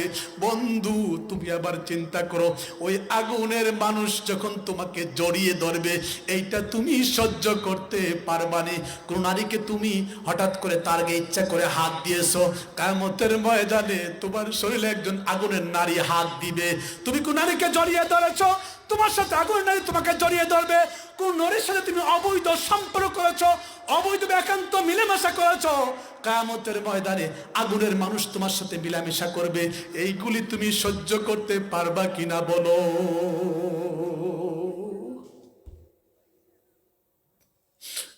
পাপের আরাম অল্প সময়, নিজের ক্যারিয়ার তৈরি করো, মনোযোগ দিয়ে পড়াশোনা করো। তোমরা যারা যুবক যারা আছো, তোমাদের উদ্দেশ্যে আমি বলতে চাই, ও যুবকরা সময় নষ্ট করো না, কারণ জীবনের চাইতে সময়ের মূল্য অনেক বেশি। জীবনের চাইতে সময়ের মূল্য অনেক বেশি। হযরত মুসা আলাইহিস সালাম আল্লাহ তাআলাকে বলেছিলেন, মাবুদ, ওগো আল্লাহ, আমার জায়গায় যে আপনি হতেন, আপনার জায়গায় যদি আমি হতাম আল্লাহ, তাহলে আপনি আমি মুসার কাছে কি চাইতেন? আল্লাহ বলেন, মুসা রে, বড় কঠিন এবং জটিল প্রশ্ন করেছো, এটা অসম্ভব বিষয়, তারপরও আমি তোমাকে বলছি এটা কখনো সম্ভব নয়। যদি তোমার জায়গায় আমি হইতাম, আমার জায়গায় তুমি হতা, তাহলে তোমার কাছে দুই জিনিস চাইতাম, একটা হলো আসিহাতু ওয়াল হায়াতু, সুস্থতা আর জীবন আর হায়াত। সুবহানাল্লাহ বলেন। সময়কে নষ্ট করো না, কমপক্ষে আরব, ইংরেজি, বাংলা তিনটা ভাষা সুন্দর করে শিখো। কারণ সকল নবীদের একটা সুন্নাহ ছিল, পৃথিবীর সকল নবীগণ শুদ্ধ ভাষায়, বইয়ের ভাষা কথা বলতেন। হ্যাঁ, আপনার গ্রামে আসলে আপনি নিজের মায়ের ভাষা কথা বলবেন, এটা আপনার, এটা আলাদা একটা সৌন্দর্য। আক্কা বুক্কা হাক্কা দরুক্কা মারুক্কা কেউ আপনি নিষেধ করতেন না। কিন্তু যে ঢাকা শহর গিয়ে বলেন যে আমার একটা ফুরি দৌক্কা, তে আপনার মায়ের আছে, বুঝছেন না? গ্রামে বললে সমস্যা নাই। এই জন্য মনে রাখতে হবে আপনাকে যে আপনি যেটা করবেন সেটা হলো এই সময়টা কাজে লাগান। আপনার যারা যুবক আছো, যারা ছাত্র আছো, কমপক্ষে এসএসসির আগেই তুমি আরবি, ইংরেজি, বাংলা তিনটা ভাষা করে শিখো, যাতে তুমি বলতে পারো, লিখতে পারো, পড়তে পারো। ড্রাইভিং শিখো, কম্পিউটার শিখো, ম্যাথ সম্পর্কে তুমি শিখো। পৃথিবীর যেখানে যাইবা তুমি বসে থাকবা না। আর মানুষ যখন কর্মঠ হয়ে যায়, ওই মানুষ, খারাপ মানুষ ভালো হয়ে যায়, অকর্মা হলে ভালো মানুষ খারাপ হয়ে যায়। ঠিক কিনা বলেন? যারা আমাদের যারা অভিভাবক আছেন, যারা এখানে মসজিদ, মাদ্রাসা, যারা স্কুল চালান, আমি তাদের দৃষ্টি আকর্ষণ করতে চাই, আমাদের সন্তানগুলোকে নষ্ট করে দিবেন না। কমপক্ষে তিনটা ভাষা যদি সম্ভব হয়, তাহলে ফার্সি, আপনি প্রয়োজনে তাকে আপনি ফ্রান্স ভাষা শিখান, জার্মান ভাষা শিখান। এই জিনিসগুলি আমাদের সন্তানদের দরকার আছে সারা বিশ্বে বিচরণ করার জন্য। কারণ শিক্ষার মূল উদ্দেশ্য হলো আমার সন্তান দায়িত্বশীল হবে, মানবিক হবে, আমার সন্তান কর্মঠ হবে, দায়িত্বশীল হবে, মনুষ্যত্ববোধ, ভালোবাসাও তার ভিতরে থাকবে। চাকরির উদ্দেশ্যে এইটা নয় যে মাদ্রাসায় পড়ে খালি মসজিদে ইমামতি করবেন, অন্য বাসায় মিলাদ পড়বেন, অন্য বাসায় যায় খাবেন, এইটা মাদ্রাসা শিক্ষার উদ্দেশ্য নয়। এটা আমাদের অপশনাল বিষয়। সময় আছে, দাওয়াত দিল, পারলে যাবো, না বললে আসসালামু আলাইকুম। কিন্তু আমাদের রিজিকের যদি এই অবস্থা হয় যে পেশা যদি হয় মসজিদ ইমামতি, আর যদি হয় মিলাদ পড়া, আর যদি হয় মানুষের দাওয়াত খাওয়া, তাহলে এই মাদ্রাসা শিক্ষার কোনো প্রয়োজন বাংলাদেশে নাই। আর এই শিক্ষা দিয়ে জাতির কোনো উপকার হবে না। আর এই ওয়াজ যদি হয় আমাদের পেশা, তো এই ওয়াজেরও প্রয়োজন নাই। ওয়াজ থাকবে, হ্যাঁ, মানুষের ওয়াজটা কি? এটা হলো আমরা যখন কথা বলি, দেখবেন এই যে যারা যারা কাঁচা তরকারি বিক্রি করে, দেখবেন মাঝে মাঝে পানি ছিটা দেয়। কেন দেয়? যাতে তরকারিগুলি তরতাজা হয়। ঠিক এই ওয়াজ মাহফিলগুলোর মাধ্যমে মানুষের ঈমান তাজা হয়ে যায়। আল্লাহু আকবার। এগুলো দরকার আছে, কিন্তু এগুলো যেন আমাদের পেশা না হয়ে যায়। আমি চাচ্ছি যে এই মাহফিলে আর থাকবো না, মাঠে থাকবো না, আমি প্রতিষ্ঠান নিয়ে কাজ করব, কিন্তু মানুষের যন্ত্রণা টিকতে পারেনি। এই যে আমার ইউসুফ, আব্দুর রহমান ইউসুফ আমাকে এনেই ছেড়ে দিল। বললাম যে রে আমার ছেড়ে দাও, অন্তপক্ষে আমাকে ছাড়ো। আমি এমনিতে শুক্রবার, বৃহস্পতিবার আমি ঢাকার বাহিরে যাই না, তারপরে তো আমার টিভির লাইভ অনুষ্ঠান থাকে, আমাকে ছেড়ে দাও। এই বেচারা নাসির বান্দা এনেই ছাড়ছে আমাকে, আর তার ভালোবাসার কাছে আমি আটকে গেছি। আল্লাহ তাকে নেখায় দান করুক, তার ভালোবাসাকে আল্লাহ কবুল করুক, বলি আমিন। সম্মানিত সুধী, তো যেটা বলছি যে আমার সন্তান যে নষ্ট না হয়ে যায়, দায়িত্বশীল হোক, কর্মঠ হোক, চাকরি বিষে ঘুরবে না, কারোর কাছে হাত পাতবে না, বরং মানুষ তার কাছে হাত পাতবে। এটা আমি মনে করি, এটা যদি কেউ সঠিক শিক্ষা অর্জন করতে পারে তার পক্ষে সম্ভব। আমি নিজে হ্যান্ডনোট তৈরি করছি, হ্যান্ডনোট বিক্রি করেছি বিভিন্ন কোম্পানির কাছে, তুমি পারবে না কেন? আমি নিজে এখন আলহামদুলিল্লাহ কারোর কাছে হাত পাততে হয় না, চাকরি পিছে করতে হয় না। আমি আলিয়া মাদ্রাসা জব করছি, কলেজে জব করছি, ব্যাংকে জব হয়েছে আমি করি নাই, দেশের বাইরে হয়েছে আমি যাই নাই। আলহামদুলিল্লাহ আল্লাহ ভালো রেখেছেন, খারাপ আছি না, আল্লাহর মধ্যে ভালো আছি। মানুষ যেভাবে চায় আল্লাহ তাকে সেইভাবেই চালায়, মানুষ যেভাবে চায় আল্লাহ তাকে সেইভাবেই চালায়। ইমান থাকতে হবে তাজা, সামনে আগাতে হবে। আমি ইমাম সাহেব, আমি খতিব, এলাকার সমস্ত মানুষ তাদের আমি লিডার, আমার কাছে তারা চাইবে আমি হাত ভরে দিব। কিন্তু আমরা এমন এক শিক্ষা ব্যবস্থা করেছি, ইমাম সাহেবের নাই ঘর, বেচারা 3 বেলা খাইতেও পারে না, বউরে বেলা জামা কাপড় দিতে পারে না, তারপরে বেচারা বসে থাকে আল্লাহ কে কোন দিন মারা যাবে, যদি মিলাদটা পাই তাহলে 500 টাকা পকেটে আসবে। এই জন্য আপনাদেরকে বলি, এই ইমাম সাহেবকে বছরে একদিন আইনা আমাদেরকে 50,000, আর ইমাম সাহেবের বেতন মাস করে দেন 10,000। আল্লাহু আকবার, আপনাদের জায়গা যে কোথায় হবে আল্লাহ ভালো জানে। এলাকার ভিতরে এতগুলি মানুষ, 500 টাকা করে দেওয়া তো কোনো ব্যাপার না, 200 করে দেওয়া তো কোনো ব্যাপার না। যদি মাসে 200 করে দেন তাহলে ইমামের বেতন কমপক্ষে 30 থেকে 40-50 টাকা বেতন হয় কিনা বলেন? কারণ এই ইমামতি করে পেট চালানো ইসলামে জায়েজ নাই, না জায়েজ। তবে হ্যাঁ, এই মসজিদের দায়িত্ব এলাকার সবাই, একদিন উনি পড়াবেন, একদিন উনি পড়াবেন, একদিন আপনারা করে সবাই পড়াবেন। যেহেতু আমরা ব্যস্ত মানুষ, আমাদের পক্ষে সম্ভব নয়। আর এমনি তেলাওয়াত তো মাশাআল্লাহ আমাদের যা তেলাওয়াত, নামাজের মাসলা বুঝিরা, রুকু হয় না, সেজদা হয় না, কিছুই হয় না। যেহেতু আমাদের দিনরা লাগবে, সেহেতু আমরা না পারার কারণে একটা কমিটি গঠন করেছি। এই কমিটি না পারার কারণে কমিটি একজন খতিব, একজন ইমাম, একজন মুয়াজ্জিন, 2 জন খাদেম রেখেছেন। এখন এই যে খতিব, ইমাম, মুয়াজ্জিন, খাদেম, এদের দায়িত্ব ওনারা নিয়েছেন। যেহেতু সময় দিচ্ছেন ওরা, সময়ের কারণে এদের ফ্যামিলির সমস্ত দায়িত্বই কমিটি বহন করতে হবে। যদি তারা মাঝে মধ্যে মসজিদের বাক্স থেকে টাকা চুরি করে, এই চুরির দায় কমিটিরও হবে, এদেরও হবে, 2 জনেই জাহান্নামে যাবে। এই জন্য যাতে মসজিদের বাক্স থেকে যেন ইমাম সাহেব, মুয়াজ্জিন, খাদেম যেন টাকা চুরি না করে, এই জন্য তাদের বেতনটা কি করতে হবে বলেন? কি করতে হবে? বাড়াতে হবে। কারণ এরা টাকা দিয়ে এরা কি করবে না, মদ খাবে না, গাঁজা খাবে না, এরা টাকা দিয়ে সন্তানকে মানুষ করবে, এলাকার উপকার করবে, ঠিক কিনা বলেন? আমি গত মাসে এসে আমি আমার এলাকাতে প্রায় 52 জায়গা রেখেছি, ওখানে আমি কমপ্লিট করব মসজিদ, মাদ্রাসা, স্কুল, কলেজ এবং দাওয়াখানা, মেডিকেল সব করব। আমি জায়গা বায়না করেছি। তাহলে কেমন করে আমি কি করছি? আমার জাতির জন্য কিছু করে যাব আমি। কারণ আমি পান খাই না, সিগারেট খাই না, কিচ্ছু খাই না, বিস্কুটও খাই না। ঠেকায় পড়লে চা খাই, যখন গলাও সমস্যা হয় এই জন্য, না হলে আউট কিছু খাই না। খালি বড় হুজুরলে পান খাই, বড় হুজুর না পানও খাওয়া লাগে না আমার, চাও খাই না, টাকা দেখি না, তো আমার তেমনি সব থাকে। খাবারও কম খাই, কারণ কম খাওয়ালে কম ঘুম হয়, আর কম ঘুম হলে সারা চিলাইতে পারবো, আর না চিলাইলে আপনারা হাতিয়ে দিবেন না। তো দিন শেষে আমার কম খাইতে হয়, কম ঘুমাইতে হয়, আমার যা আছে তা থেকে যায়। খাওয়ান তো আপনারা, যে আজকে আসছি আপনারা এসে খাওয়াইছেন, চা খাওয়াইছেন, এই পর্যন্ত 3-4 বার চা খেয়ে ফেলছি, ফিরি সব। তো আমার তো খরচ তাই যা আছে তাই জমা হয়, তাই দিয়ে মাদ্রাসা করো, মসজিদ করো, স্কুল করো, ইউনিভার্সিটি করো, মানুষ গড়ো, ঠিক কিনা বলেন? সম্মানিত সুধী, এই জন্য মানুষ যখন শিক্ষার উদ্দেশ্য হলো নিজেকে তৈরি করা, নিজের ভিতরে মনুষ্যত্ববোধ তৈরি করা, কর্মঠ হওয়া, দিনদার হওয়া, দিনের কাজ করা, মানবতার সেবা করা। নবীজি বলেন যে এই মানুষগুলো 2টা হাত পা থাকবে না, তাদেরকে জাহান্নামে ফেলে দিবে। আমি আলোচনা করব, তবে মনে করেন যে আমরা যদি ফল খেতে চাই, ওই ফলটা কি আমরা গাছ কেটে খাবো না গাছ রেখে খাবো? গাছ রেখে খাবো। তো আলোচনা ডুববো, তবে আমি চাচ্ছি আগে আমার গাছটা রক্ষা করে আলোচনা আবার যাবো। ফল খেতে যাবো, তবে গাছটাকে রক্ষা করি। গাছ রক্ষা করার পর যদি আপনারা থাকেন, আমি ইনশাল্লাহ ফল খেতে আবার যাবো, ইনশাল্লাহ আবার ফল পাড়তে যাবো। আমার সাথে সবাই যাবেন তো ইনশাল্লাহ? কারা কারা আমাকে ছেড়ে চলে যাবেন হাত তুলে দেখান।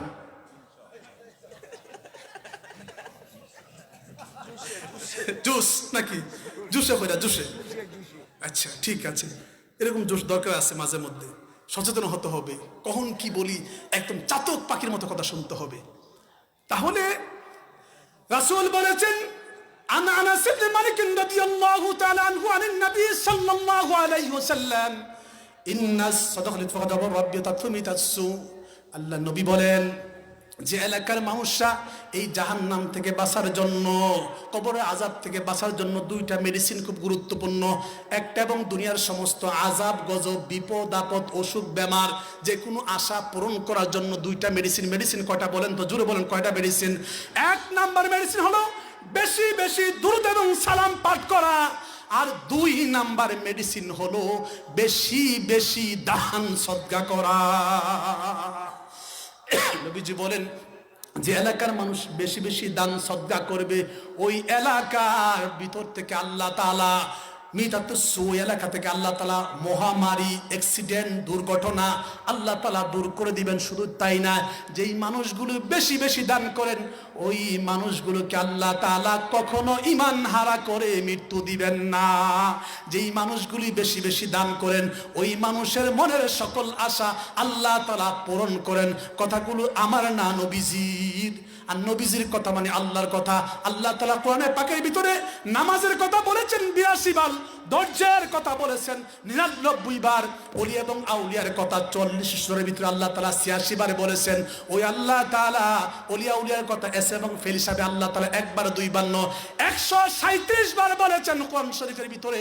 ওই আল্লাহ তাআলা দানের কথা একবার দুইবার নয়, আল্লাহ তাআলা দানের কথা বলেছেন প্রায় 1000 চাইতে আরো বেশি বার। এবার আমি জানতে চাই এই মাহফিলটা আগামী বছর হবে, আমরা কারা কারা চাই না হাত তুলে দেখাই। এবার ঠিক আছে নাকি? তাহলে সবাই চাই আমরা? এবার বলেন এই মাহফিলটা আগামী বছর হবে, আমরা কারা কারা চাই? দুটি হাত তুলে আল্লাহকে দেখাই। নারে তাকবীর, নারে সালাত, আহলে সুন্নাত ওয়াল জামাত, ঐতিহ্যবাহী কসবা চালিকুরা সমাজ কল্যাণ সমিতি। আল্লাহ আপনি কবুল করেন। সবাই আমরা চাই আলোচনায় আমি ঢুকবো, তবে আমি এই গাছটা আগে বাঁচাই, গাছ বাঁচে আলোচনায় ঢুকবো। আমি এমন একজন বান্দা চাই যে হুজুর আগামী বছর এই মাহফিল হবে। রাসূল বলেছেন, প্রশ্ন করা হয়েছিল আইয়ুল ইসলামে খায়র, নবী গো ও প্রাণের নবী, ইসলামে সবচেয়ে উত্তম কাজ কোনটি? একজন মানুষ উঠবেন না, নীরব বয়ে থাকেন, একদম একটু সময় আমাকে দেন।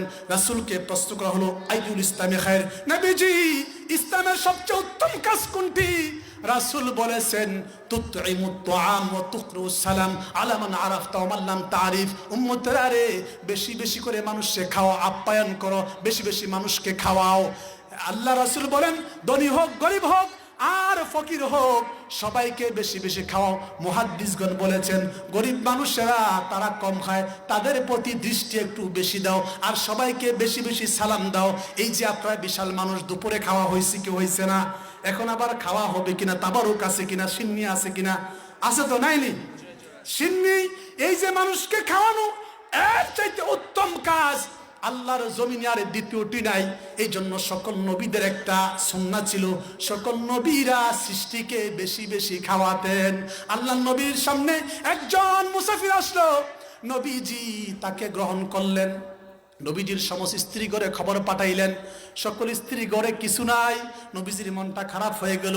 মসজিদ নবীতে আল্লাহ নবী গিয়ে বললেন, সাহাবীরা রে, তোমাদের মধ্যে কে আছো আমার সকল বিবির ঘরে একটা খেজুর নাই মেহমানদারি করব? তোমাদের মধ্যে একজন কে আছো যে আমার এই মেহমানটাকে তোমার বাড়িতে নিবে? তালহা রাদিয়াল্লাহু তাআলা দাঁড়িয়ে গেলেন, ইয়া রাসূলুল্লাহ, ইয়া হাবিবাল্লাহ, আমি এই মেহমানের দায়িত্ব আজকের রাতে আমি নিলাম। তালহা রাদিয়াল্লাহু তাআলা বাড়িতে যখন নিয়ে গেলেন, গিয়ে দেখলেন কিছু খাবার আছে সন্তানদের জন্য, আর খাবার নাই।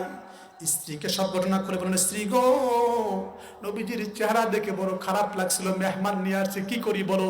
বলল, সন্তানদেরকে আমি ঘুম পাড়িয়ে দেই, বাতিটা আমরা নিভিয়ে দিব, অন্ধকারে আমরা দুইজন খাওয়া অভিনয় করব, আর মেহমান খেয়ে ফেলবে। নবীজি বলেন, ওই সাহাবী ওই মেহমানদারি করার কারণে জিবরাইল আলাইহিস সালাম আল্লাহর নবীর কাছে এসে এই ঘটনা খুলে বলে বললেন, আল্লাহ এত খুশি হয়েছে ওই সাহাবীকে জান্নাতের সুসংবাদ দিয়েছে। এই জন্য একটু আমরা বসে, আগে বসি। সিন্নি বসলে পাবেন না, বসলে পাবেন না। সিন্নি বরকতময়, নিয়ত করে খেলে রোগ বালাই দূর হয়ে যাবে। এই জন্য একটু আগে বসি আমরা। যারা বসবেন তারা সিন্নি পাবেন, যারা বসবেন না তারা সিন্নি পাবে নাকি? পাবে না, তাহলে বসতে হবে। সিন্নি বরকতের জিনিস, বরকতের জিনিস বসলে পাবেন। আর প্যান্ডেল নিচে যারা বসবেন তারা রহমতের ভিতরে আছেন, প্যান্ডেলের ভিতরে বাহিরে যারা আছেন তারা রহমতের ভিতরে নাই। এই জন্য আগামী বছর তাবারুক হবে। আল্লাহর কোন বান্দা আছেন, হুজুর আপনি মুসাফির, এত মানুষ নিয়ে দোয়া করবেন, হুজুর আগামী বছর আমি একটা মহিষ দিব, আমি একটা গরু দিব, আমি 1 বস্তা পেঁয়াজ দিব, 1 বস্তা রসুন দিব, আমি 100 কেজি তেল দিব। আল্লাহর কোন বান্দা আছেন যার যে তৌফিক অনুসারে বলেন, আমি 10 জন মানুষ চাষে মুবাশশারা, যে 10 জন মানুষ দাঁড়িয়ে আমাকে কথা দিবেন, প্রথম যেই ব্যক্তি দিবেন সেই ব্যক্তির জন্য আমি আবু বকর সিদ্দিক রাদিয়াল্লাহু তাআলা আনহুর সাথে জান্নাতে যাওয়ার জন্য দোয়া করব। আল্লাহর কোন বান্দা আছেন একটা গরু দিবেন? কি নাম? কি নাম? কে আছেন গরু দিবেন? গরু। আল্লাহর কোন বান্দা আছেন যে 7টা গরু রাখবে? 7টা গরু। আল্লাহর কোন বান্দা আছেন ইমানের বেনা কয়টা? 7টা। আমানতু বিল্লাহি ওয়া মালাইকাতিহি ওয়া কুতুবিহি ওয়া রুসুলিহি ওয়াল ইয়াউমিল আখিরি ওয়াল কদরি ওয়া খাইরিহি শাররিহি মিনাল্লাহি তাআলা ওয়াল বাসি বাদাল মাউত। ইমানের স্তর হলো 7টা। এই 7টা বিষয় ইমান আনতে হয়। 7টা গরু লাগবে আগামী বছর। আল্লাহর কোন বান্দা আছেন যে হুজুর আগামী বছর এই সিন্নির জন্য, তাবারুকের জন্য একটা গরু দিব? একজন আল্লাহর বান্দা দাঁড়ান, আমি মুসাফির, তার জন্য মন খুলে দোয়া করব মক্কা মদিনায়।